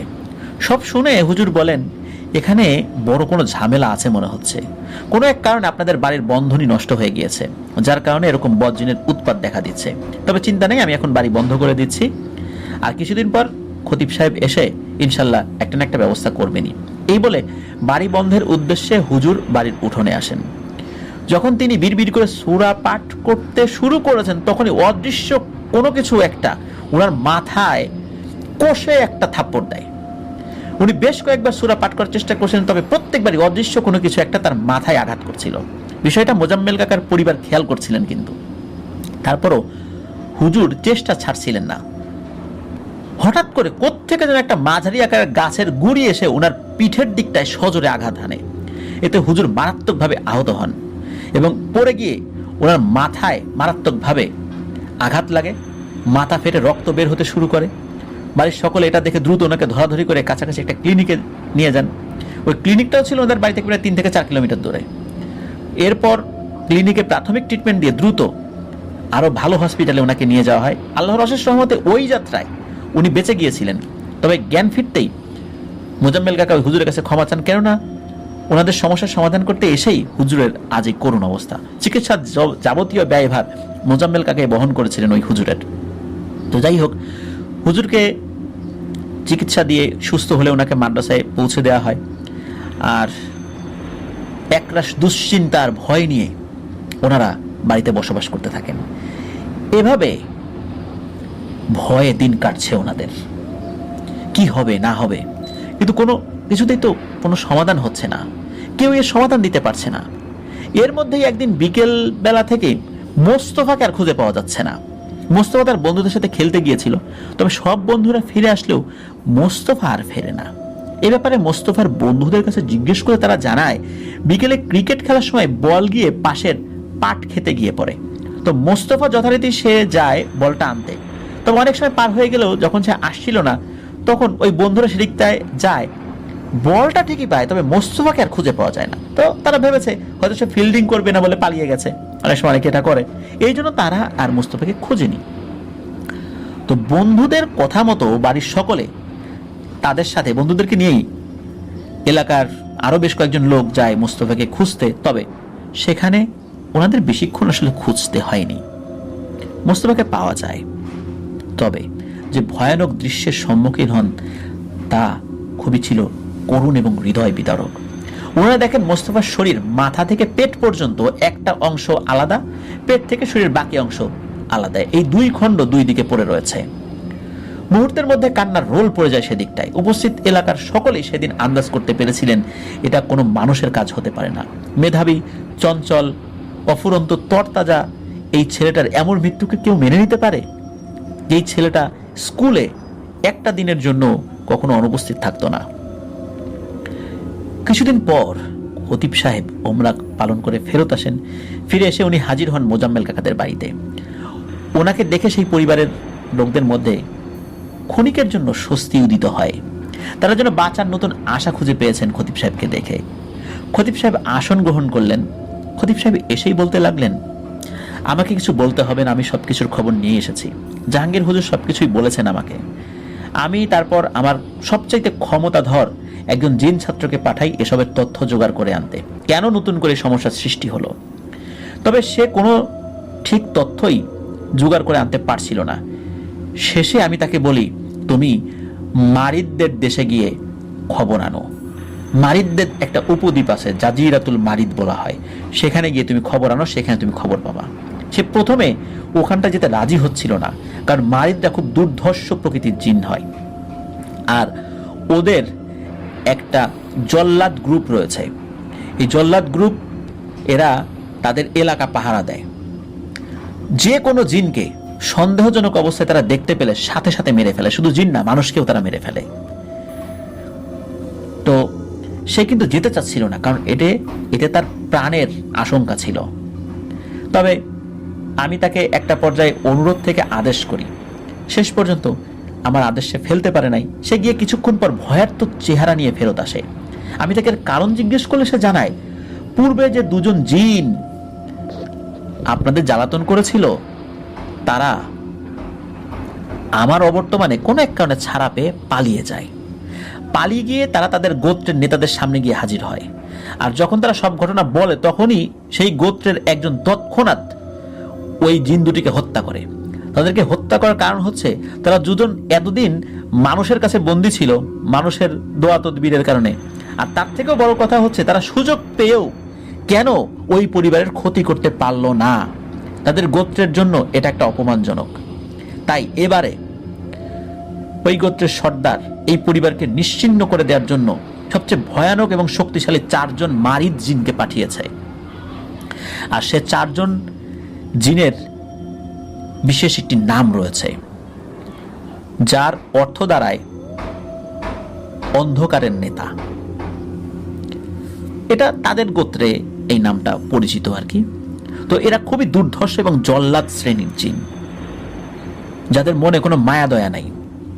মানুষদের মধ্যে যেরকম কিছু মানুষের মায়া দয়া থাকে না, যারা মানুষকে হত্যা করতেও বিন্দু মাত্র তাদের অন্তর কেঁপে ওঠে না, ঠিক তেমনি জিনদের মধ্যে এইরকম কঠিন হৃদয়ের কিছু জিনও রয়েছে।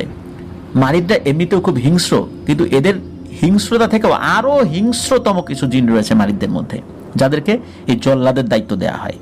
মূলত এরকম 4 জন জল্লাদ মারিদকে এই কাজে নিযুক্ত করা হয়েছে। আর এরা আপনাদের পিছনে লাগার কারণ হচ্ছে, আপনার দাদা জনাব গফুর আলী কাজী সাহেবের বংশধরদের মাঝে আপনি একমাত্র পুরুষ বংশধর। আপনি ব্যতীত বংশে আপনার আর কোনো ভাই নেই, আর তাই এরা বিশেষ করে আপনাদের পিছনে লেগেছে। আর এরা বেশিরভাগ ক্ষেত্রেই পুরুষদের ক্ষতি করে, মহিলাদের কম ক্ষতি করে, তবে সুযোগ পেলে কাউকেই ছাড়ে না। আর সেদিন তাদেরই একজন সুযোগ পেয়ে আপনার ছোট ছেলে মোস্তফাকে এতটা নির্মমভাবে হত্যা করে। আমার ছাত্র জিনটি যখন এসবের খবর নিতে সেই জাজিরাতুল মারিদে যায়, জিনদের ওই উপদ্বীপে, তখন ফিরবার সময় এই জল্লাদ শ্রেণীর এক জিনদের মুখোমুখি সে হয়েছিল। সে তাকে দেখে সন্দেহ করে, বুঝে ফেলে সে তথ্য নিতে এসেছে। তখন সে ভয়ানক রূপ নিয়ে নাকি ওই জিনটার সামনে আসে, এবং তার আকৃতিটা এতটাই ভয়ানক ছিল যে সেটি দেখে ওই জিন ছাত্রটিও মারাত্মক ভয় পায়। কোনো মতো সেখান থেকে পালিয়ে আসতে সক্ষম হয়েছে। তার আরেকটু হলেও মৃত্যু হয়ে যেতে পারত। এখন এরা অতি ভয়ানকভাবে আপনাদের পরিবারের উপর আক্রমণ করতে চাচ্ছে। এরা সার্বক্ষণিক এই বাড়ির চারপাশে বিচরণ করছে। এদের রুকিয়া করে আটকানো কষ্টসাধ্য, কেননা এদের গোষ্ঠীতে এরকম জল্লাদ শ্রেণীর জিন আরো অনেকেই আছে। এদের 4 জনকে আটকালে আরো 8 জন আসবে, 8 জনকে আটকালে 16 জন আসবে। সুতরাং এদেরকে তাড়ানো সম্ভব হবে না, তবুও আমি চেষ্টা করে দেখব। পরদিন খতিব সাহেবের আসার কথা ছিল, তবে সারাদিন পার হয়ে গেলেও খতিব সাহেব আর আসেন না। তো মোজাম্মেল কাকা সেই মাদ্রাসায় যান। পরবর্তীতে জানতে পারেন খতিব সাহেব নাকি কোনো এক কারণে খুব অসুস্থ হয়ে পড়েছেন। গতকাল সকাল থেকে নাকি তার প্রচন্ড জ্বর। তো মোজাম্মেল কাকা ওনার কাছে গেলে উনি ঘরের মধ্যে সবাইকে বাইরে যেতে বলেন আর মোজাম্মেল কাকাকে একা একা কিছু কথা বলতে লাগেন। উনি বললেন যে আমি গতকালই আপনাদের বাসায় যেতাম, তবে পরশু রাত্রে ঘুমের মধ্যে এই জল্লাদ শ্রেণীর এক মারিদ আমার স্বপ্নে আসে। সে এসে আমার একমাত্র আদরের নাতির লাশ দেখিয়ে বলে, আপনি যদি ওই বাড়িতে ঢুকিয়া করতে চান তাহলে আপনার নাতিকে আমরা হত্যা করব। আর আমার নাতিটার মা বাবা মারা গেছে, আমি ওকে দেখাশোনা করছি। মা বাবা মরা, আমার একমাত্র নাতিটির মৃত্যু সংশয় থাকায় আমি আপনাদের কোনো প্রকার সাহায্য করতে পারবো না। দয়া করে আমাকে ভুল বুঝবেন না, আমি মারা গেলে আমার এই নাতিটা দেখার কেউ নাই। এই বলে খতিব সাহেব আবেগ আপ্লুত হয়ে ওঠেন, কান্নাকাটি শুরু করেন। সবকিছু বুঝতে পেরে মোজাম্মেল কাকাও খতিব সাহেবকে আর জোর করেন না, বুঝতে পারেন যে খতিব সাহেবও আসলে এখানে অসহায় হয়ে পড়েছেন। এক আকাশ পরিমাণ হতাশা নিয়ে বাসায় ফেরত আসলেন মোজাম্মেল কাকা। ওনাদের সাথে আবারও শুরু হতে থাকে একের পর এক ভয়ানক ঘটনা। তবে এবার ওনারা খুব সতর্কতার সাথে বসবাস করতে লাগলেন, অযথা বাসা থেকে বের হতেন না। অস্বাভাবিক কিছু দেখতে পেলেই চারকুল পরে শরীর বন্ধ করে ফেলতেন। মানে সূরা ইখলাস, সূরা কাফিরুন, সূরা ইখলাস, সূরা ফালাক, সূরা নাস, এটাকে একসাথে চারকুল বলে। এই চারকুল পরে শরীর বন্ধ করে ফেলতেন। এক কথায় ওনারা মানুষের প্রতি আশা ভরসা বাদ দিয়ে পুরোপুরি আল্লাহমুখী জীবনযাপন শুরু করেন। বাড়ির প্রত্যেকটি সদস্য নিয়মিত 5 ওয়াক্ত নামাজ, কোরআন তেলাওয়াত করতেন। এরই মাঝে একদিন ওনাদের বাড়িতে ষাটোর্ধ্ব এক বৃদ্ধা মহিলা এসে হাজির হন। তো মনিরা কাকি ওনাকে আগে কখনো দেখেননি, স্বাভাবিকভাবেই ভাবেন ইনি হয়তো এদিকটাই নতুন আর হয়তো সাহায্য নিতে এসেছেন। তো ঘর থেকে চাউল নিয়ে এসে ওনাকে দিতে যাবেন, এমন সব বৃদ্ধাটি বলে, দাঁড়াও মা, শুধু চাউল না, এর সঙ্গে একটা কাগজে তোমাদের বাসার সব সদস্যের নাম, পিতার নাম সহ আরবি ভাষায় লিখে আমাকে দাও। আর এর সাথে তোমার বাড়ির সবচেয়ে মূল্যবান জিনিস যেটা আছে সেটা পরিষ্কার পানিতে ভিজে এই পানিটুকু আমার এই ডিব্বায় দিয়ে দাও। তো ওই কথাটা ওই বৃদ্ধা মহিলাটা বলেন। তো স্বাভাবিকভাবে মনিরা কাকি প্রথমে এসব বিষয় দিতে অস্বীকৃতি জানালেও, কারণ চেনেন না তো, এরকম আন্দাজে কিভাবে দিবেন। পরবর্তীতে কিছু একটা ভেবে যা যা বলেছেন তা হাজির করেন বৃদ্ধার সামনে। তো মামুন ভাই মাদ্রাসায় পড়তেন, উনি আরবি ভাষা পড়তেও জানতেন, লিখতেও জানতেন। তো উনি পিতার নাম সহ বাড়ির প্রত্যেকটা মানুষের নাম আরবি ভাষায় লিখে বৃদ্ধাকে দেন এবং বৃদ্ধার কথা মতো মনিরা কাকি ওনার 1.5 ভরি স্বর্ণের একটা হার পরিষ্কার পানিতে চুবিয়ে সেই পানিটুকু ওই বৃদ্ধার একটা পাত্রে, মানে একটা ডিব্বাতে ঢেলে দেন। এসব কিছু একটা পুটলিতে ভরে নিয়ে বৃদ্ধা চলে যেতে লাগলেন। আর যাবার সময় মনিরা কাকিকে বলে গেলেন, নিয়মিত নামাজ কালাম পাঠ করিস মা, আর প্রতি মাসে একবার বাড়িতে বড় করে জিকির আজগারের আয়োজন করবি, আর মেয়েটাকে তাড়াতাড়ি বিয়ে দিয়ে দিস, তা না হলে সমস্যা হতে পারে। এই বলে ওই বৃদ্ধাটা চলে গেলেন। এরপর কখনো বৃদ্ধাটাকে দেখা যায়নি। তো ওই বৃদ্ধা চলে যাবার পর হতে ওনাদের বাড়িতে কোনো ধরনের কোনো ভয়ানক ঘটনা ঘটেনি। বিষয়টি দেখে ওনারা অবাক হয়ে যান যে কেউ কোনো সমাধান দিতে পারলো না। এই বৃদ্ধাটা কে ছিলেন? ভাবেন উনি কোনো আল্লাহর ওলি ছিলেন। তো বৃদ্ধার কথা মতো কিছুদিন পর হুমায়রা আপুর বিয়ের সম্বন্ধ দেখেন এবং খুব সম্ভ্রান্ত পরিবারে হুমায়রা আপুর বিয়েও হয়ে যায়। তো ওনারা ওনাদের জীবনে তখন সুখের ছোঁয়া পেতে শুরু করেন। কিছুদিন পর মামুন ভাই সম্পূর্ণ সুস্থ হয়ে মাদ্রাসায় ফেরত যান। আর মামুন ভাই ফিরে এসেছেন একথা জানতে পেরে খতিব সাহেব মামুন ভাইকে ডেকে পাঠান। তো মামুন ভাইকে দেখেই খতিব সাহেব মুচকি মুচকি হেসে বললেন, ওই বৃদ্ধার কথা মনে আছে তো? সবসময় কিন্তু অক্ষরে অক্ষরে পালন করবা, ইনশাল্লাহ তোমাদের কোনো ক্ষতি হবে না। খতিব সাহেবের মুখে বৃদ্ধার কথা শুনেই মামুন ভাই তো অবাক যে ওনাদের বাড়িতে বৃদ্ধা এসেছিলেন। খতিব সাহেব তো জানতেন, আর এই বৃদ্ধার ব্যাপারে উনি কিভাবে জানতেন? উনি কি এই বৃদ্ধাকে পাঠিয়েছিলেন? মামুন ভাইয়ের কাছে বিষয়টা খটকা লাগে। তো এই ব্যাপারে খতিব সাহেবকে পুনরায় জিজ্ঞেস করলে খতিব সাহেব বলেন যে এই বিষয়ে তোমাকে আমি কোনো জবাব দিব না, শুধু একটা কথাই মনে রাখবা যে আল্লাহ মানুষের মধ্যে এমন কিছু মানুষকে কবুল করেন যারা আল্লাহর কাছে যেই দোয়াটা করবে সেই দোয়াটাই কবুল হবে। এমন ধরনের মানুষকে বলা হয় মুস্তাজাবুদ দাওয়া, মানে আল্লাহ তাআলা তাদের দোয়া কখনো ফেলবেন না। যখন বুঝতে পারলাম যে কোনো মানুষ এই জিনদেরকে তাড়াতে পারবে না, তাদের ক্ষমতা নেই, তখন চিন্তা করলাম মুস্তাজাবুদ দাওয়া এমন একটা মানুষকে কোথায় পাই। উনি যদি ওই বাড়িতে গিয়ে আল্লাহর কাছে দোয়া করেন তাহলেই দোয়াটা কবুল হবে। তো ওই ব্যক্তিকে কিভাবে পেলাম এই বিষয়ে তোমাদেরকে কিছু বলবো না। ওই ব্যক্তি আল্লাহর কাছে তোমাদের জন্য দুহাত তুলে দোয়া করেছিলেন এবং ওই দোয়ার বরকতেই আল্লাহ কিভাবে এই সমস্যার সমাধান করেছেন এটা আমিও বলতে পারবো না। সুতরাং এইটা সরাসরি ওই ব্যক্তির দোয়ার প্রেক্ষাপটে হয়েছে। এই বিষয়টা মামুন ভাইকে বলে দেন। তো এরপর থেকে ওনাদের সাথে ভয়ের ঘটনা বলতে তেমন কিছু ঘটতো না, তবে ওনাদের বাড়ির পুরুষ সদস্যরা, মানে এই যে মামুন ভাই, মোজাম্মেল কাকা রাতে চলাফেরা করার সময় কখনো কখনো ওনাদের নাম ধরে পিছন থেকে কেউ ডেকে ওঠে, আর পেছনে ফিরে তাকানোর পর দেখেন সবকিছু ঠিকঠাক, কেউ নাই। এর থেকে বেশি তেমন কোনো সমস্যা হয় না। এখন নাকি ওনারা রাতের বেলা একা নির্জন কোনো স্থান দিয়ে যদি হেঁটে যান, পেছন থেকে কাউকে যে তাদেরকে যে ডাকছে এরকম শব্দ শুনতে পান। তবে এগুলাতে ওনারা অভ্যস্ত হয়ে গেছেন। আর এই ঘটনায় যে মামুন ভাইয়ের কথা বলা হয়েছে, তিনি হচ্ছেন এই যে সিনিয়র ভাই যার কাছ থেকে এই ঘটনাটি সংগ্রহ করা হয়েছে, ওনার খালাতো বোনের স্বামী, মানে ওনার দুলাভাই হয় সম্পর্কে।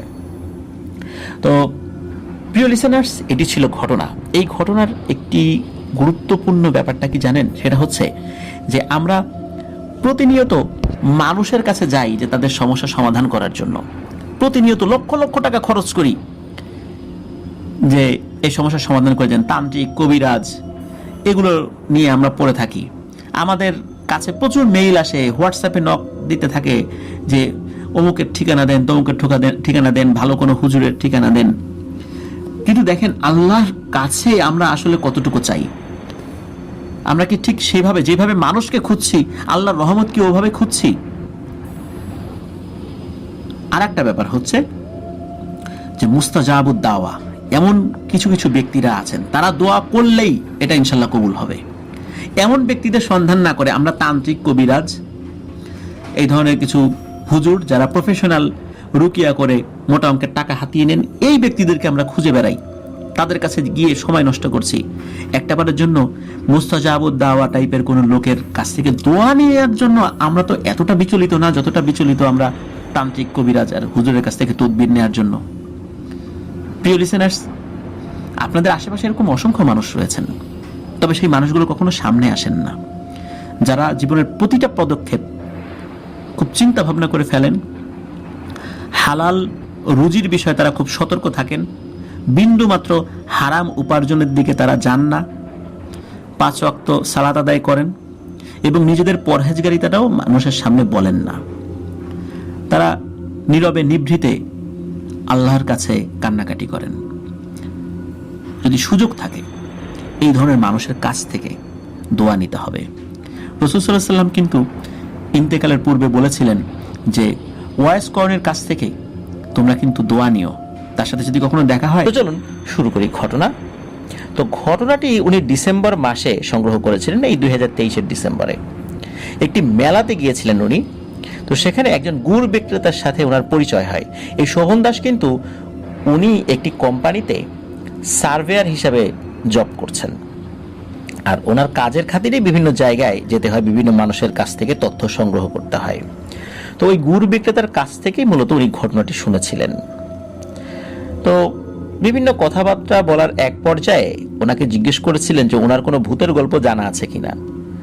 তখন উনি চুপ করে এই শোভন দাসের দিকে কিছুক্ষণ তাকিয়ে থাকেন এবং বলেন, বাবু, আপনারা শিক্ষিত মানুষ, আপনারাও কি এসবে বিশ্বাস করেন?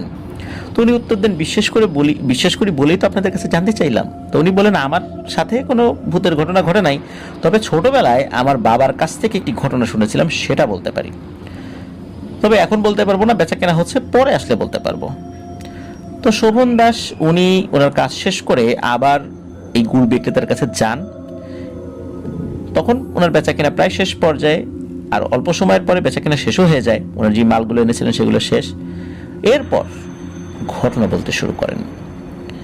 তো উনি জানান যে এই ভদ্রলোকের কাছ থেকে উনি ঘটনা শুনেছেন, তার নাম হচ্ছে নাসির উদ্দিন আর তার বাবার নাম হচ্ছে গিয়াস উদ্দিন। তো অনেকদিন আগের ঘটনা, সালটা ঠিক মতো বলতে পারেননি, তবে ভারত স্বাধীন হওয়ার আগে, ভারত স্বাধীনতা লাভ করে 1947 সালের 15 আগস্ট।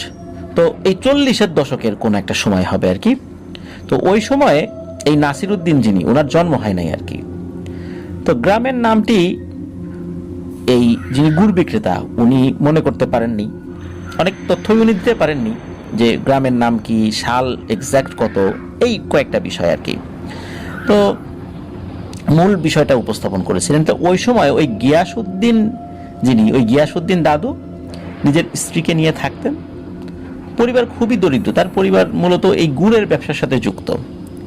তো গিয়াসউদ্দিনের যে কাজ, ওনার কাজ ছিল হচ্ছে এলাকার সব খেজুরের গাছ উনি ইজারা নিতেন, সেখান থেকে রস সংগ্রহ করে গুড় বানিয়ে বাজারে বিক্রি করতেন। এছাড়াও ওনার যে জমি ছিল সেখানে টুকটাক চাষাবাদ করতেন। এইভাবেই তার দিন চলে যেত। ঘটনাটি শীতের সময়ের।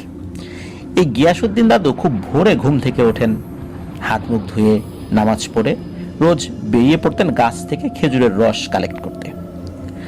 আবার বিকেলে গাছ কেটে সেখানে হাঁড়ি লাগিয়ে সন্ধ্যা হয়ে যেত তার বাড়ি ফিরতে ফিরতে। যারা খেজুরের গাছ কাটা দেখেছেন, যে কিভাবে গাছের মাথার দিকের একটা অংশ কেটে সেখানে হাঁড়ি লাগায়, তারা বুঝতে পারবেন আর কি। তো সেদিন ভোরে প্রচণ্ড ঠান্ডা পড়েছে। গিয়াসউদ্দিন দাদুর বিছানা ছেড়ে বেরোতে যেন ইচ্ছেই করছে না। তিনি প্রতিদিনের মতো ফ্রেশ হয়ে নামাজ পড়ে বাইরে বেরিয়ে দেখলেন অবস্থাটা কি বাইরে। তিনি দেখছেন বাইরে খুবই ঘন কুয়াশায় চারদিকে ছেয়ে গিয়েছে। তখনও চাঁদের আলোয় আর কুয়াশায় মিলেমিশে কেমন যেন একটা ঘোলাটে পরিবেশ হয়ে আছে, কিছুই দেখা যাচ্ছে না সামনে। তো দাদুর একটা দীর্ঘশ্বাস ফেলেন, তার সব সরঞ্জাম নিয়ে একটা হারিকেন জ্বালিয়ে টুকটুক করে বেরিয়ে পড়লেন। দাদু ঠিক করলেন যে দূরের গাছগুলো থেকে আগে রস সংগ্রহ করবেন, সবশেষে কাছের গাছগুলোতে যাবেন। তো গিয়াসউদ্দিন দাদুর বাড়ি থেকে বেশ অনেকটা দূরে বিস্তীর্ণ এলাকা জুড়ে এই চাষবাসের জমি রয়েছে। সেই জমির এক পাশে রয়েছে ঘন জঙ্গল। সেই জঙ্গলের ধারে কাছেও সাধারণত লোকজন কেউ যায় না। দিনের বেলা কম যায়, রাতের বেলার কথা তো বাদই দিলাম। সেই জঙ্গল ঘেঁষেই পরপর 13 থেকে 14টার মতো খেজুর গাছ রয়েছে। দাদু কিছুদিন আগেই দেখে গিয়েছিলেন যে এই গাছগুলো কেউ ব্যবহার করে না, একরকম পরিত্যক্ত অবস্থায় পড়ে রয়েছে গাছগুলো। তাই দাদু ঠিক করলেন এই গাছগুলো পরিষ্কার করে তিনি রস নেওয়ার উপযোগী করে তুলবেন। দাদু একদিন তার সরঞ্জাম নিয়ে চলে গেলেন সেই জঙ্গলের কাছে আর তার কাজ করা শুরু করলেন। গাছের আশেপাশে অনেক লতাপাতা জংলি গাছে ভরা ছিল, তাই দাদু সেই লতাপাতা কেটে পরিষ্কার করা শুরু করলেন। এভাবে 4টে গাছের নিচে পরিষ্কার করার পর তিনি 5 নং গাছের কাছে যখন কাজ করছেন, তখন একটা লতা গাছের মোটা গোড়া ধরে সজোরে দিয়েছেন এক টান। তখন হঠাৎ ওই গাছের গোড়ার সাথে একটা ময়লা হয়ে যাওয়া লাল কাপড়ে মোড়ানো হাঁড়ি উপরে উঠে আসে। তখন দাদু মনে মনে ভাবেন, পেয়েছি রে, পেয়েছি, গুপ্তধন পেয়েছি। তো উনি তো মনে মনে অনেক আনন্দ নিয়ে ওই হাঁড়ির উপরের ময়লা কাপড়টা খুলে ফেলেন এবং দেখেন হাঁড়ির মুখে একটা ঢাকনা জাতীয় জিনিস দিয়ে শক্তভাবে আটকানো আছে। তো দাদু 7-5 না ভেবে হাতে যে দাটা ছিল, দা দিয়ে একটা আঘাত করেছে ওই হাঁড়িতে, হাঁড়িটা ভেঙে গিয়েছে। কিন্তু এ কি, ভেতরে তো কিছুই নেই, কোনো গুপ্তধন তো দূরের কথা, একটা সুতোও নেই সেখানে। উনি তো হতাশ হয়ে যান। কিন্তু সেই সময় এক অদ্ভুত ঘটনা ঘটে। আশেপাশের গাছগুলো যেন হঠাৎ এক দমকা বাতাসে নড়ে উঠল। উনি বেশি কিছু চিন্তা না করে একরকম হতাশ হয়ে আবার নিজের কাজ শুরু করলেন। একসময় দাদুর কাজ শেষও হয়ে যায়, বাড়ির দিকে হাঁটা দেন। যেতে যেতে দাদু ভাবতে থাকেন, আহারে, একটা হাঁড়ি পেলাম, তাও আবার ফাঁকা। কোনো সোনা থাকলে তো খুব ভালো হতো, আমার আর এত কষ্ট করতে হতো না। ঝামেলা শুরু হলো 2 দিন পর থেকে। গিয়াসউদ্দিন দাদু ভোরবেলা হারিকেন নিয়ে কুয়াশা ভেদ করে সোজা চলে গিয়েছেন সেই জঙ্গলের কাছের খেজুর গাছ থেকে রস আনার জন্য। প্রতিমধ্যে কোনো রকম সমস্যা হয়নি, কিন্তু সেখানে পৌঁছে তিনি যা দেখলেন, সেটা তিনি যে দেখবেন সেটা কল্পনাও করতে পারেননি। তিনি গাছের গোড়ায় দেখছেন যে গতকাল বিকেল থেকে যে হাঁড়িটা তিনি লাগিয়ে গিয়েছিলেন সেটা ভেঙে মাটিতে পড়ে আছে, রসে ভিজে গেছে সেখানকার মাটি। এভাবে শুধু একটি গাছ নয়, পরপর 7টি গাছের গোড়ায় গিয়ে তিনি দেখেন একই অবস্থা। দাদু তো এসব দেখে প্রচন্ড রাগে হাঁসফাঁস করতে থাকেন। মনে মনে ভাবেন, নিশ্চয়ই কেউ দুষ্টামি করে এই কাজটি করেছে। এলাকায় তো দুষ্টু ছেলেপেলের অভাব নাই, কিন্তু এই জায়গাটা তো গ্রামের ছেলেপেলে আসার কথা না। যেখানে দিনের বেলাতেই লোকজন আসে না, সেখানে এই ভোরবেলা এসে বা রাতের বেলা এসে রস চুরি করে খেয়ে যাবে, এটা তো ওনার মানতে খুব কষ্ট হচ্ছে। যাই হোক, তিনি ওই জায়গাটা বাদ দিয়ে অন্য খেজুর গাছগুলোর কাছে গিয়ে দেখেন সেগুলো আবার ঠিকঠাক আছে। উনি বিকেলে আবার ওই জঙ্গলের কাছের গাছগুলোয় হাড়ি ঝুলিয়ে আসবেন ভেবে তখনকার মতো যতটুকু রস পেয়েছিলেন অন্য গাছগুলো থেকে সেটা নিয়ে বাড়িতে চলে আসেন। যথারীতি বিকেলে গিয়ে সেখানে আবার গাছগুলোতে হাড়ি লাগিয়ে দিয়ে বাড়িতে চলে আসেন। পরদিন ভোরবেলা সেখানে গিয়ে তিনি ওই একই জিনিস দেখতে পান। সেই 7টা গাছের ঝুলিয়ে রাখা হাড়িগুলো পরপর ভেঙে মাটিতে পড়ে আছে। এইভাবে পরপর 3 দিন একই ঘটনা ঘটে। দাদু তো খুবই চিন্তায় পড়ে যান যে এখানে তো আরো গাছ আছে, জঙ্গলের পাশে 13-14টা গাছ, এই 7টা গাছের হাড়ি কেন ভাঙে?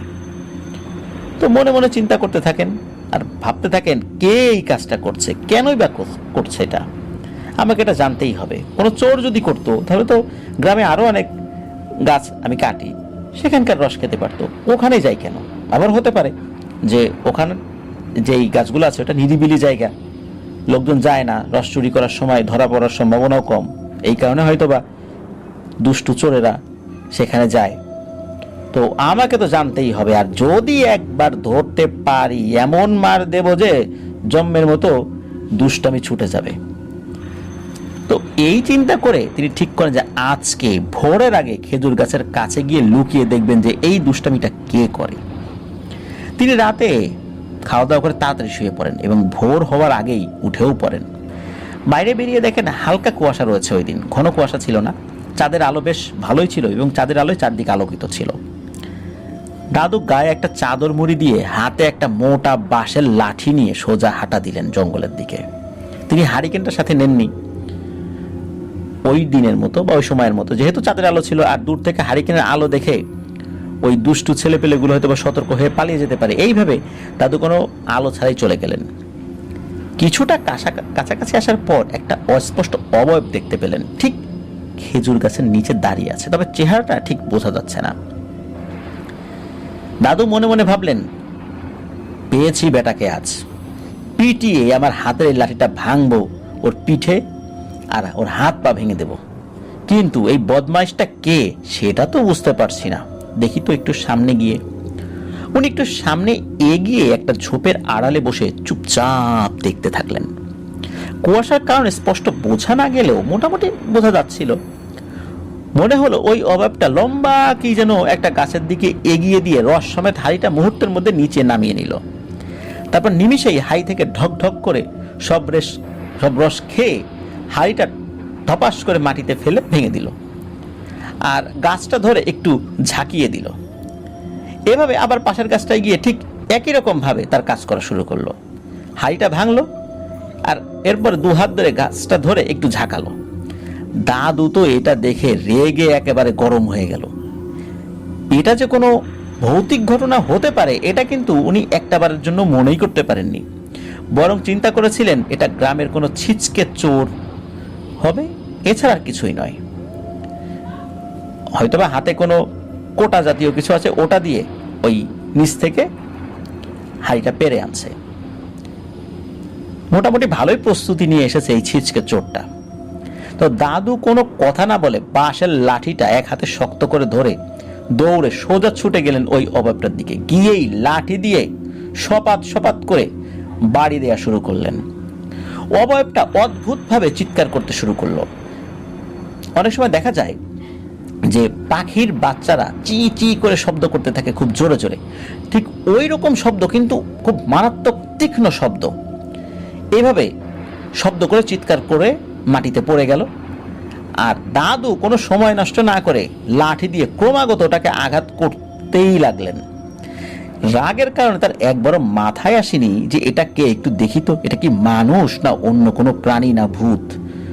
মনে মনে উনি ভেবে নিয়েছিলেন যে যেই হোক না কেন আজ বেটাকে মেরে ওর চুরি করা ছুটিয়ে দেব।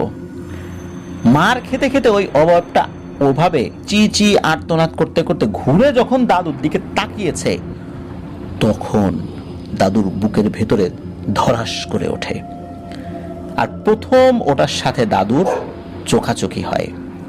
দাদু দেখলেন একটা রোগা ছিপছিপে প্রাণী, দেখে মনে হচ্ছে শরীরে হাড়ের উপর শুধু চামড়া লাগিয়ে দেওয়া হয়েছে, মানে চামড়ার আবরণ রয়েছে, যার হাত পা দুটো শরীরের তুলনায় অস্বাভাবিক রকমের লম্বা। হাতে পায়ে তীক্ষ্ণ নখ বিশিষ্ট 3টি করে আঙ্গুল, মানে 2 হাতে 3টা করে 6টা আঙ্গুল, আবার 2 পায়েও 3টা করে 6টা আঙ্গুল। মুখের চামড়াগুলো বৃদ্ধ মানুষের মতো কুচকে ঝুলে গিয়েছে আর হা করা মুখের ভেতরে চোখা চোখা ফাঁকা ফাঁকা দাঁতগুলো দেখা যাচ্ছে। আর এর মাথার দুদিকে 2টো শিংও রয়েছে।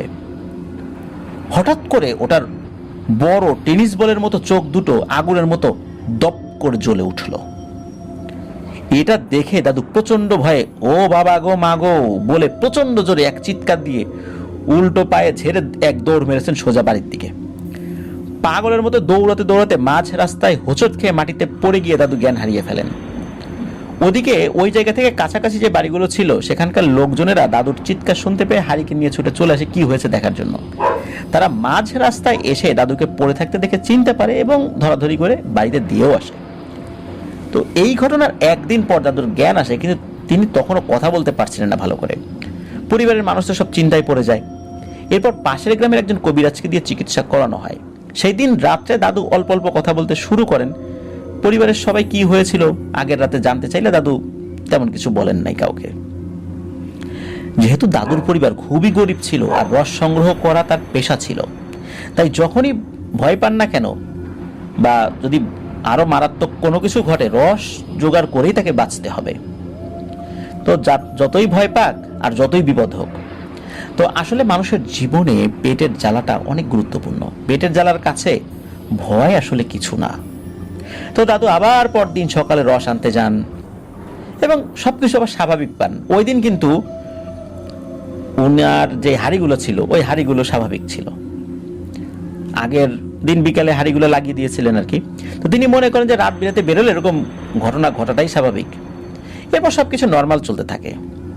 ঠিক সপ্তাহখানেক পর একদিন সন্ধ্যাবেলায় দাদু হাট থেকে গুড় বিক্রি করে বাড়িতে ফিরছিলেন। দাদু দীর্ঘ একটা মাটির রাস্তা দিয়ে হেঁটে বাড়ির দিকে যাচ্ছিলেন। রাস্তাটির দুপাশে ঢালু অংশে শুধু ফসলের জমি ছাড়া আর কিছুই ছিল না। ঘর বাড়ি ওখান থেকে অনেক দূরে ছিল। হঠাৎ করে তিনি অনুভব করতে লাগলেন যে কেউ তার দিকে তাকিয়ে আছে। এরপর তিনি দাঁড়িয়ে চারদিকে ভালো করে দেখলেন, কিন্তু হালকা কুয়াশার কারণে কিছুই দেখলেন না।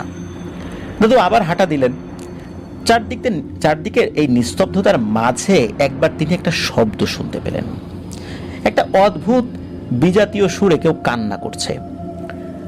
দাদুর সারা গায়ের লোম যেন দাঁড়িয়ে গেল। শব্দটা ঠিক কয়েক হাত সামনে রাস্তার এক পাশে ঢালের নিচ থেকে আসছে। দাদু কোনো কথা বলার সাহস পেলেন না, শুধু চুপ করে দাঁড়িয়ে আছেন। কারণ দাদু ভালো করে জানতেন যে এই শীতের সময় গ্রাম থেকে অনেক দূর এরকম অন্ধকার জায়গায় কোনো মানুষ কখনোই আসবে না। কেনই বা আসবে? আসার তো কোনো কারণ দেখছেন না। তবে দাদুর সাহসও কম ছিল না। তিনি প্রশ্ন করলেন, এই ওখানে কে রে?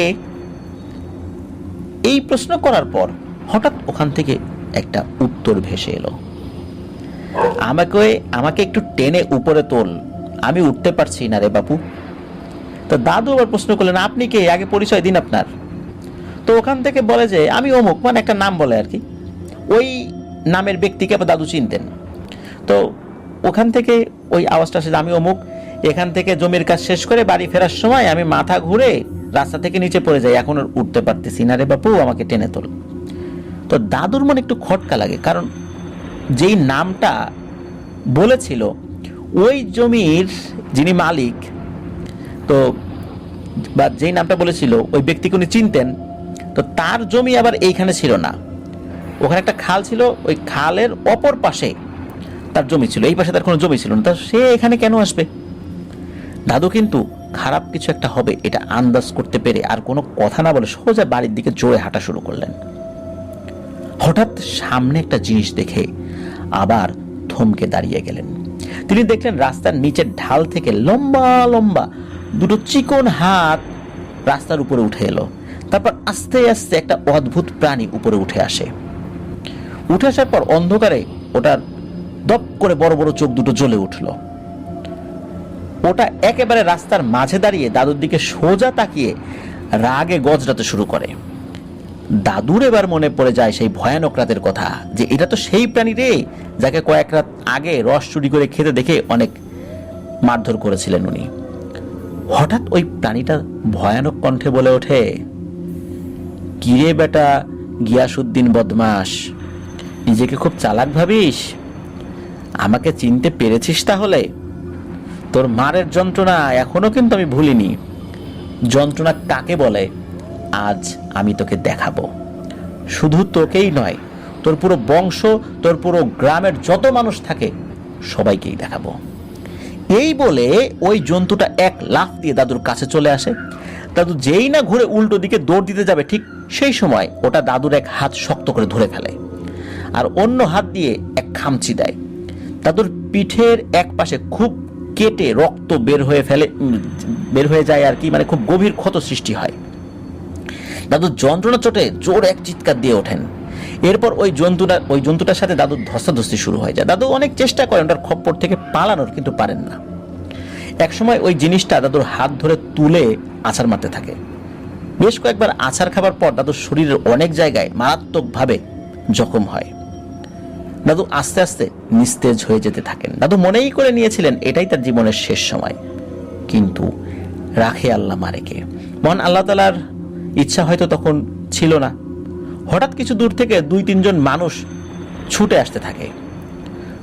ওই জিনিসটা তখন এই গিয়াসউদ্দিন দাদুকে ছেড়ে দেওয়ার বলে, তোকে আজকে মারলাম না, কিন্তু এটা ভাবিস না যে তুই বেঁচে গেলি। যখনই সুযোগ পাবো তোকে মারার সব রকমের চেষ্টা আমি করব, মনে রাখিস।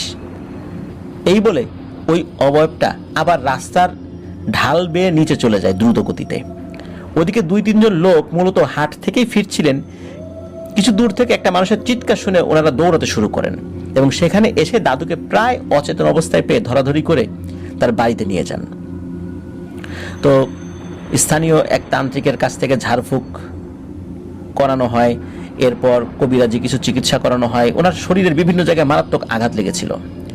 তবে এরপর থেকে দাদু আর কখনোই সেই জঙ্গলের কাছে খেজুর গাছের রস আনতে যেতেন না। রাত করে কখনো বাড়িতেও ফিরতেন না। দিনের আলো থাকতে থাকতে সব কাজ শেষ করে বাড়ি ফেরত আসতেন। প্রিয় লিসেনার্স, কি ভাবছেন এটাই শেষ? না, শেষ নয়। ঘটনার অনেক কিছু এখনো বাকি রয়ে গেছে। এভাবে সবকিছু ঠিকঠাক থাকার পর মাস 3 পর থেকে আবার গ্রামের মানুষদের সাথে একটা নতুন ঘটনা শুরু হতে থাকে। দেখা যেত রাতের বেলা বাড়ির রান্নাঘরে কেউ যদি কোনো খাবার রান্না করে রেখে দিত, আর রান্নাঘরে যদি কোনো মানুষ না থাকতো, তাহলে সেই খাবারটা গায়েব হয়ে যেত। মানে কেউ মনে হচ্ছে ওই হাঁড়ি থেকে বা পাতিল থেকে বা কড়াই থেকে খাবার খেয়ে চলে গেছে, কিন্তু কে খেত এটা কেউ দেখতো না। এভাবে প্রতিদিন কারো না কারো রান্নাঘর থেকে খাবার গায়েব হয়ে যেত। গ্রামে সকলের মধ্যে এই খাবার উধাও হয়ে যাওয়ার ব্যাপারটা বেশ আলোচনার একটা বিষয় হয়ে যায়। একদিন সন্ধ্যায় এই ব্যাপারটা নিয়ে গ্রামের সব বাড়ির কর্তাদের সাথে নিয়ে গ্রামের যিনি পঞ্চায়েত প্রধান, উনি একটা মিটিং ডাকেন। তো ওখানে ওই গিয়াসউদ্দিন দাদু উপস্থিত ছিলেন। তখন আচমকাই এক নির্মম ঘটনার সাক্ষী হয়ে যান উপস্থিত সবাই। ওই গ্রামের একজন মহিলা ছিল, সবাই তাকে কমলার মা বলেই ডাকতো। তো এই কমলার মা দেখা গেল সেই মিটিং এর কাছে হাফাতে হাফাতে ছুটে আসছে, চিৎকার করে বলছে, আমার মেয়েটারে মেরে ফেললো গো, কে কোথায় আসো, আমার মেয়েটাকে বাঁচাও। তখন এই গিয়াসউদ্দিন দাদু সহ বাকি সব পুরুষেরা ছুটে যান এই কমলার মায়ের বাড়ি। সেখানে গিয়ে দেখেন যে যে পাত্রে রান্না করে রাখা হয়েছিল সেগুলো ফাঁকা, আর কমলা নামের মেয়েটি রান্নাঘরের মাটিতে মরে পড়ে আছে। তার পেটে 3টে এমন গভীরভাবে খামচি দেওয়ার দাগ দেখা যাচ্ছে যে পেটের ভেতরে নাড়িভুড়িগুলো কেটে গিয়ে বাইরে কিছুটা বেরিয়ে এসেছে। তাজা রক্তে উঠোন একদম ভিজে গিয়েছে। এই দৃশ্য দেখবার পর কমলার মা ওখানেই অজ্ঞান হয়ে যান। বাকিরাও খুব ভয় পেয়ে যান। কি এক বিভৎস দৃশ্য, প্রিয় লিসেনার্স, একবার চিন্তা করুন। এই ঘটনার ঠিক একদিন পরেই আবার অন্য একটি বাড়িতে একদম সেম ঘটনা ঘটে। রান্নাঘরে খাবার উধাও, বাসনগুলো নিচে পড়ে আছে। যে মহিলাটি রান্না করছিল তার মৃতদেহ মাটিতে পড়ে আছে, আর তার গলায় গভীর খামচির ক্ষত থেকে অনেক রক্ত বের হচ্ছে। আর খামচিটা দেখেই বোঝা যাচ্ছে যে 3 আঙ্গুলের খামচি দেওয়া হয়েছে। এভাবে 2 সপ্তাহে 8টা মানুষ মৃত্যুর কোলে ঢলে পড়ে। পুরো গ্রামের মানুষ চরম একটা আতঙ্কে থাকতে শুরু করে। কে এই হত্যা করছে, কেনই বা করছে, তারা কিছুই জানতে পারে না। একসময় গ্রামের সব মানুষের মধ্যে মিটিং করে সিদ্ধান্ত নেওয়া হয় যে প্রতি রাতে মশাল জ্বালিয়ে পাহারা দেওয়া হবে। গ্রামের মানুষরা ভেবেছিল হয়তো কোনো হিংস্র প্রাণী খাবারের সন্ধানে রাতে এখানে এসে খাবার খেয়েও যাচ্ছে, আবার মানুষও মেরে যাচ্ছে। এই প্রাণীটাকে ধরতেই হবে আর পিটিয়ে মারতে হবে, তা না হলে পুরো গ্রাম একদিন ফাঁকা হয়ে যাবে। এভাবে বেশ কিছুদিন কড়া পাহারা দেওয়ার পর এই মারা যাওয়ার ঘটনাটা কমে আসতে শুরু করে। এক রাত্রে যখন এই পাহারা দেওয়াটা একটু দুর্বল হয়ে যায়, ঠিক ওই রাত্রেই এক বাড়িতে হঠাৎ এক চিৎকারে পুরো গ্রামে শোরগোল পড়ে যায়। আবারও ঠিক একই ঘটনা, আবারও তরতাজা একটা প্রাণ পৃথিবী থেকে চলে যায়। এই ঘটনার পরে রাতে আরো কড়াকড়িভাবে পাহারা দেওয়ার কাজ শুরু হয়। এভাবে চলতে চলতে বেশ কিছুদিন পার হয়। এইবার এক রাতে গ্রামের মানুষের প্রতীক্ষার অবসান হয়। এতদিন কিন্তু কেউ কিচ্ছুটি দেখেনি। তো সেই রাতে বেশ কিছু যুবক পালা করে পাহারা দিচ্ছিল। তো এদের মধ্যে একটি ছেলে একটি গাছের উপর বসে চারদিকে নজর রাখছিল আর কি, যেমন ওয়াচ টাওয়ারে বসে মানুষ নজর রাখে, তো সেও ওরকম একটা গাছের উপর বসে চারদিকে নজর রাখছে। হঠাৎ সে একপাশে দেখতে পায় পাশের ঝোপ থেকে একটা কালো অবয়ব কুঁজো হয়ে দুই পায়ে হেঁটে আস্তে আস্তে একটা বাড়ির দিকে এগিয়ে যাচ্ছে। ছেলেটা প্রথমে বুঝতে পারেনি যে ওটা কি প্রাণী না অন্য কিছু, কিন্তু সে এতটুকু বুঝতে পেরেছিল এটা তার জানা মতে কোনো জন্তু নয়, মানে তার পরিচিত কোনো জন্তু নয়। সে দেখলো ওই অবয়বটা ওই বাড়ির একটা খোলা জানালা দিয়ে অনায়াসে ভেতরে ঢুকে গেল। তখন ছেলেটি এক মুহূর্ত দেরি না করে সাথে সাথে গাছ থেকে যত তাড়াতাড়ি পেরেছে নিচে নেমে এসে এক দৌড় দিয়েছে আশেপাশে তার সঙ্গী সাথীদের ডাক দিতে। যেহেতু সকলে কাছাকাছি ছিল তাই দ্রুত সেই বাড়িতে তারা চলে গেল। এরপর তারা দরজা ধাক্কাতে থাকে। বাড়ির লোকজন দরজা খোলার পর সব কথা তাদেরকে বলে, আর দ্রুতই সবাই মশাল হাতে নিয়ে সেই ঘরে গিয়ে দরজা খোলে। আর দরজা খুলে দেখে এক ভয়ঙ্কর দৃশ্য। গ্রামের মানুষের মতে এটা কি জন্তু, এটা কি মানুষ না জন্তু না ভূত, এটা বলা কঠিন ছিল। দেখতে কিছুটা বয়স্ক মানুষের মতো চেহারা, যার মাথায় আবার দুটো শিং, হা করা মুখের ভিতরে ফাঁকা ফাঁকা চোখা দাঁত রয়েছে। হাত দুটো শরীরের তুলনায় বেশ লম্বা, আর হাতে পায়ে তীক্ষ্ণ নখ বিশিষ্ট 3টা করে আঙ্গুল রয়েছে। বড় বড় চোখ দুটো লাইটের মতো জ্বলছিল। ওই জন্তুটা মূলত ওই ঘরে রাখা বাসনের মধ্যে যে খাবারগুলো ছিল সেগুলো তুলে তুলে খাচ্ছিল। তার হাতে মুখে সব খাবার লেগেছিল। তখন এই দৃশ্য দেখে ওখানে উপস্থিত বেশিরভাগ মানুষই ভয় পেয়ে দেয় এক চিৎকার। তখন ওই জন্তুটা মুহূর্তের মধ্যে সেই খোলা জানালা দিয়ে এক লাফে ওই ঝোপের মধ্যে চলে যায় আর গায়েবও হয়ে যায়। ছেলেপেলেরা ওটাকে ধরার জন্য ওই ঝোপের কাছে যায়, কিন্তু সেখানে গিয়ে আর ওই জন্তুটাকে পায় না। এরপরে ওই রাতের ঘটনা ওই গ্রাম ছাড়াও আশেপাশের বেশ কিছু গ্রামে মহামারীর মতো ছড়িয়ে পড়ে। মুহূর্তের মধ্যে মানুষের মুখে মুখে রটে যায় যে অমুক গ্রামে ভয়ঙ্কর কিছু একটা আবির্ভাব ঘটেছে, যে রান্নাঘরের সব খাবার খেয়ে নিয়ে একটা মানুষকে খামচি দিয়ে মেরে ফেলে চলে যায়। এরপরে ওই গ্রামে আবারও মিটিং করে সবাই। তখন এই গিয়াসউদ্দিন দাদু বলেছিলেন সবাইকে যে ওই জন্তুটা তাকে হাট থেকে ফেরার সময় সেই রাতে প্রথম আক্রমণ করেছিল, কিন্তু আল্লাহর রহমতে সে বেঁচে যায়। তখন গ্রামবাসীরা সর্বসম্মতভাবে ঠিক করে যে এই সমস্যার সমাধানের জন্য একজন ভালো তান্ত্রিকের সাহায্য নেওয়া হবে। তবে গিয়াসউদ্দিন দাদু ওই খেজুর গাছের রস পাহারা দিতে গিয়ে লাঠি দিয়েছে ওই জন্তুটাকে পিটিয়েছিল, এই বিষয়টা কিন্তু গ্রামের কাউকে বলেন নাই। তো যাই হোক, সময় নষ্ট না করে পরদিন গ্রামের কয়েকজন লোক মিলে আশেপাশের বিভিন্ন কবিরাজ তান্ত্রিকের কাছে যাওয়া শুরু করে দেয়। বেশ কিছু কবিরাজ আসেও গ্রামে, কিন্তু কোনো সমাধান করতে পারে না। যেই আসে কাজ করতে সেই বলে, ওরে বাবারে, এ কাজ আমি করতে পারবো না, এই কাজ আমি করলে আর বেঁচে ফিরতে পারবো না। এভাবে দিনের পর দিন পার হয়ে যায়, কিন্তু কোনো সমাধান হয় না। এই গিয়াসউদ্দিন দাদু একদিন তার গ্রাম থেকে বেশ অনেক দূরে একজন হুজুরের খোঁজ পান। গ্রামের 2জন লোক নিয়ে দাদু সেই হুজুরের বাড়ি যাওয়ার জন্য বেরিয়ে পড়েন। অনেকটা পথ পাড়ি দিয়ে 3 দিন পর সেই হুজুরের বাড়িতে গিয়ে তারা উপস্থিত হন। সেখানে গিয়ে ওই হুজুরের যিনি সেবা করতেন, মানে খাদেম, তার সাথে দেখা হয় এবং সব ঘটনা খুলে বলেন খাদেমকে। সব কথা শুনে ওই ব্যক্তি ওনাদের একটা ঘরে নিয়ে বিশ্রাম করতে বলেন, যেহেতু অনেকটা দূর থেকে এসেছেন। ওনাদেরকে বিকেলবেলা হুজুরের কাছে নিয়ে যাবেন বলে আশ্বস্ত করেন।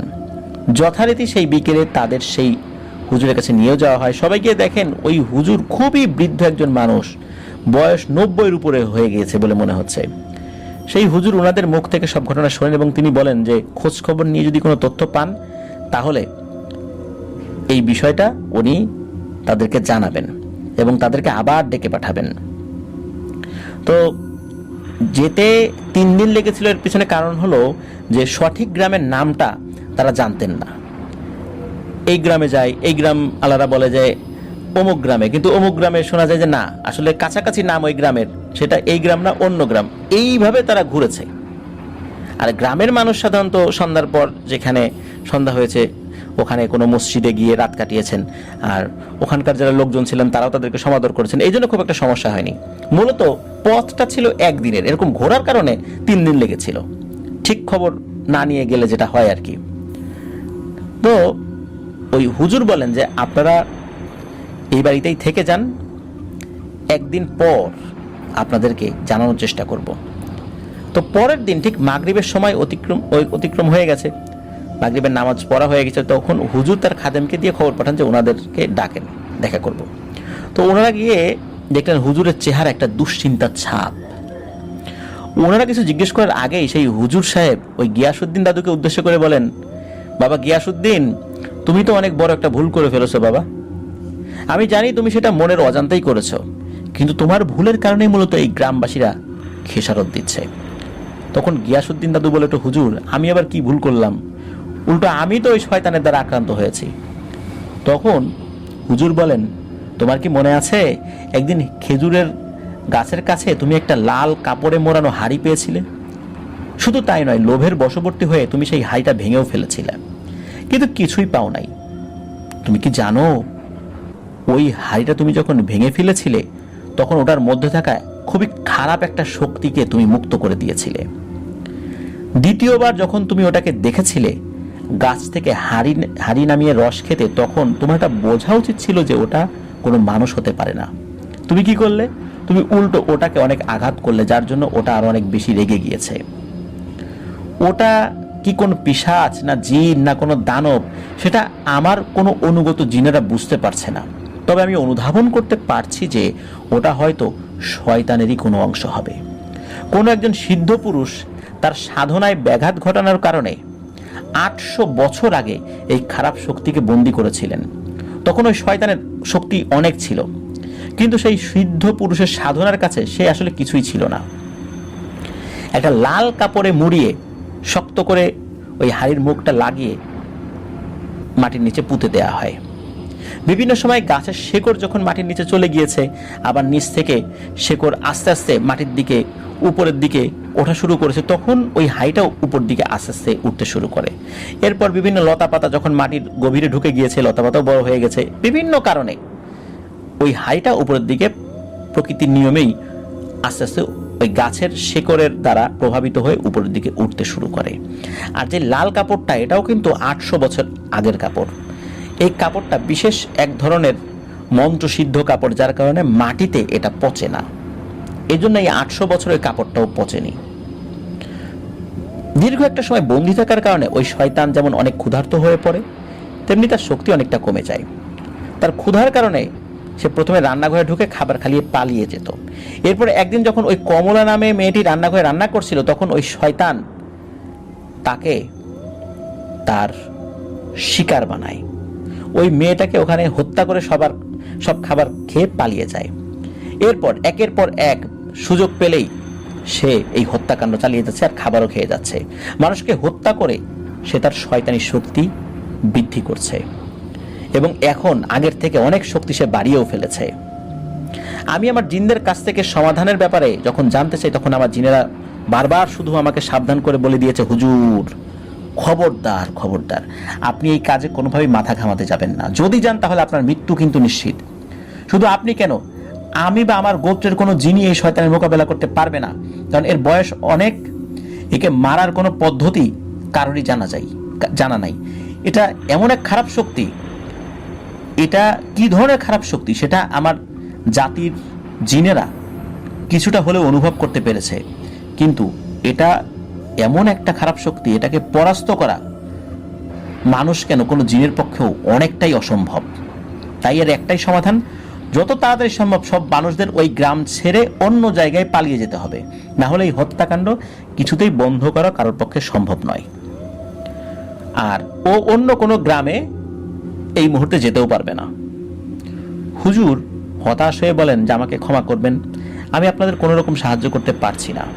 আসলে আমার আর আগের মতো শরীরে সেই ক্ষমতা নেই, সেই তেজও নেই, না হলে আমি সর্বোচ্চ চেষ্টা করতাম আপনাদের সাহায্য করার। আল্লাহ হয়তো আমাকে সাহায্য করতেন, কিন্তু আমার যে বয়স, এই বয়সে এখন আর সেটা করা সম্ভব নয়। আপনাদের কাছে আমি হাত জোর করে অনুরোধ করছি, যদি বাঁচতে হয় আপনারা দ্রুত এই গ্রাম ত্যাগ করুন। এরপর গিয়াসউদ্দিন দাদু সবাইকে নিয়ে নিজ গ্রামে ফিরে এসে শোনান এই ঘটনা। সবাই তো বলেন যে মিয়া তুমি ওই জিনিসটাকে মুক্ত করেছো। তখন গিয়াসউদ্দিন দাদু বলেন যে আমি তো আসলে বুঝতে পারি নাই যে এটা কি, এটা তো কারোর পক্ষে বোঝা সম্ভব না। তো যাই হোক, সকলে বুঝতে পারেন গিয়াসউদ্দিন দাদুর আসলে দোষ নাই, কিন্তু ওই রাতের বেলা গিয়ে হুড়মুড় করে ওই জিনিসটাকে পেটানো তার ঠিক হয় নাই। এখন যেটা হওয়ার তো হয়ে গেছে, এখন তো সেটা ফেরত আনা যাবে না। এই গিয়াসউদ্দিন দাদু সহ আরো কয়েকজন লোক যেই হুজুরের কাছে গিয়েছিলেন, এই মাঝে যে কয়েকটা দিন হয়ে গেছে এর মধ্যে কিন্তু 2-3 জন মানুষ ওই পিশাচটার হাতে মারা গিয়েছে। তো সেই দিনই গ্রামে একটা মিটিং ডাকা হয়, সেখানে হুজুরের বলা সব কথা সকলকে জানানো হয়। সব শুনে গ্রামবাসীরা অনেক ভয়ে আতঙ্কে কোনো রকমে ওই রাতটা পার করে পরদিন ভোরবেলা তাদের ভিটে মাটি ছেড়ে গবাদি পশুগুলোকে নিয়ে সেখান থেকে পালিয়ে অন্য জায়গায় যাওয়া শুরু করে দেয়। কয়েকদিনের মধ্যে ওই গ্রাম একদম ফাঁকা হয়ে গিয়েছিল। এই গিয়াসউদ্দিন দাদু তার পরিবার নিয়ে তখন আমিরপুর নামে একটা গ্রাম ছিল, সেই গ্রামে চলে আসে। এরপরে ওই গ্রামে কি হয়েছে না হয়েছে এই বিষয়ে আর কোনো তথ্য পাওয়া যায়নি। তো অনেক আগের ঘটনা, তো এই জন্য এক্স্যাক্ট ওই গ্রামের নামটা কি এই জিনিসটা শোভন দাস বের করতে পারেননি। সেই 40-এর দশকের ঘটনা, আজ থেকে প্রায় 80 বছর আগের, সময়টা কিন্তু কম না। প্রিয় লিসেনার্স, এটি ছিল ঘটনা। আশা করছি ঘটনাটি আপনাদের সকলের কাছে ভালো লেগেছে, আমার কাছেও কিন্তু অনেক ভালো লেগেছে। প্রিয় লিসেনার্স, ভালো লাগলে আমাদের এই চ্যানেলের লাইক বাটনে প্রেস করতে কিন্তু ভুলবেন না। আর যারা এখনও আমাদের চ্যানেল সাবস্ক্রাইব করেননি তারাও কিন্তু দ্রুত সাবস্ক্রাইব করে, শুধু নিজেরা ফেললে দায়মুক্ত হওয়া যাবে না প্রিয় লিসেনার্স, কারণ আমাদের আরও অনেক ঘটনা লাগবে, সত্য ভয়ের ঘটনা। আর এই ঘটনাগুলো পাওয়ার জন্য কিন্তু আমাদের আরও সাবস্ক্রাইবার্স প্রয়োজন, যাদের কাছ থেকে আমরা সত্য ভয়ের ঘটনাগুলো পেতে পারি।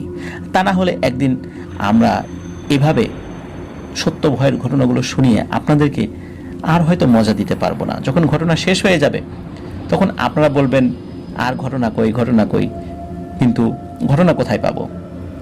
ঘটনা পাওয়ার জন্য তো আমাদের সাবস্ক্রাইবার্সও বৃদ্ধি করা প্রয়োজন, আর সেটা কিন্তু আপনাদের সহযোগিতাতেই সম্ভব হবে ইনশাল্লাহ। আপনারা নিজেরা তো করবেন ইনশাল্লাহ, সেই সাথে আপনাদের পরিচিত যারা এমন ব্যক্তি রয়েছেন ভয়ের ঘটনা শুনতে পছন্দ করেন, তাদেরকে দিয়েও আমাদের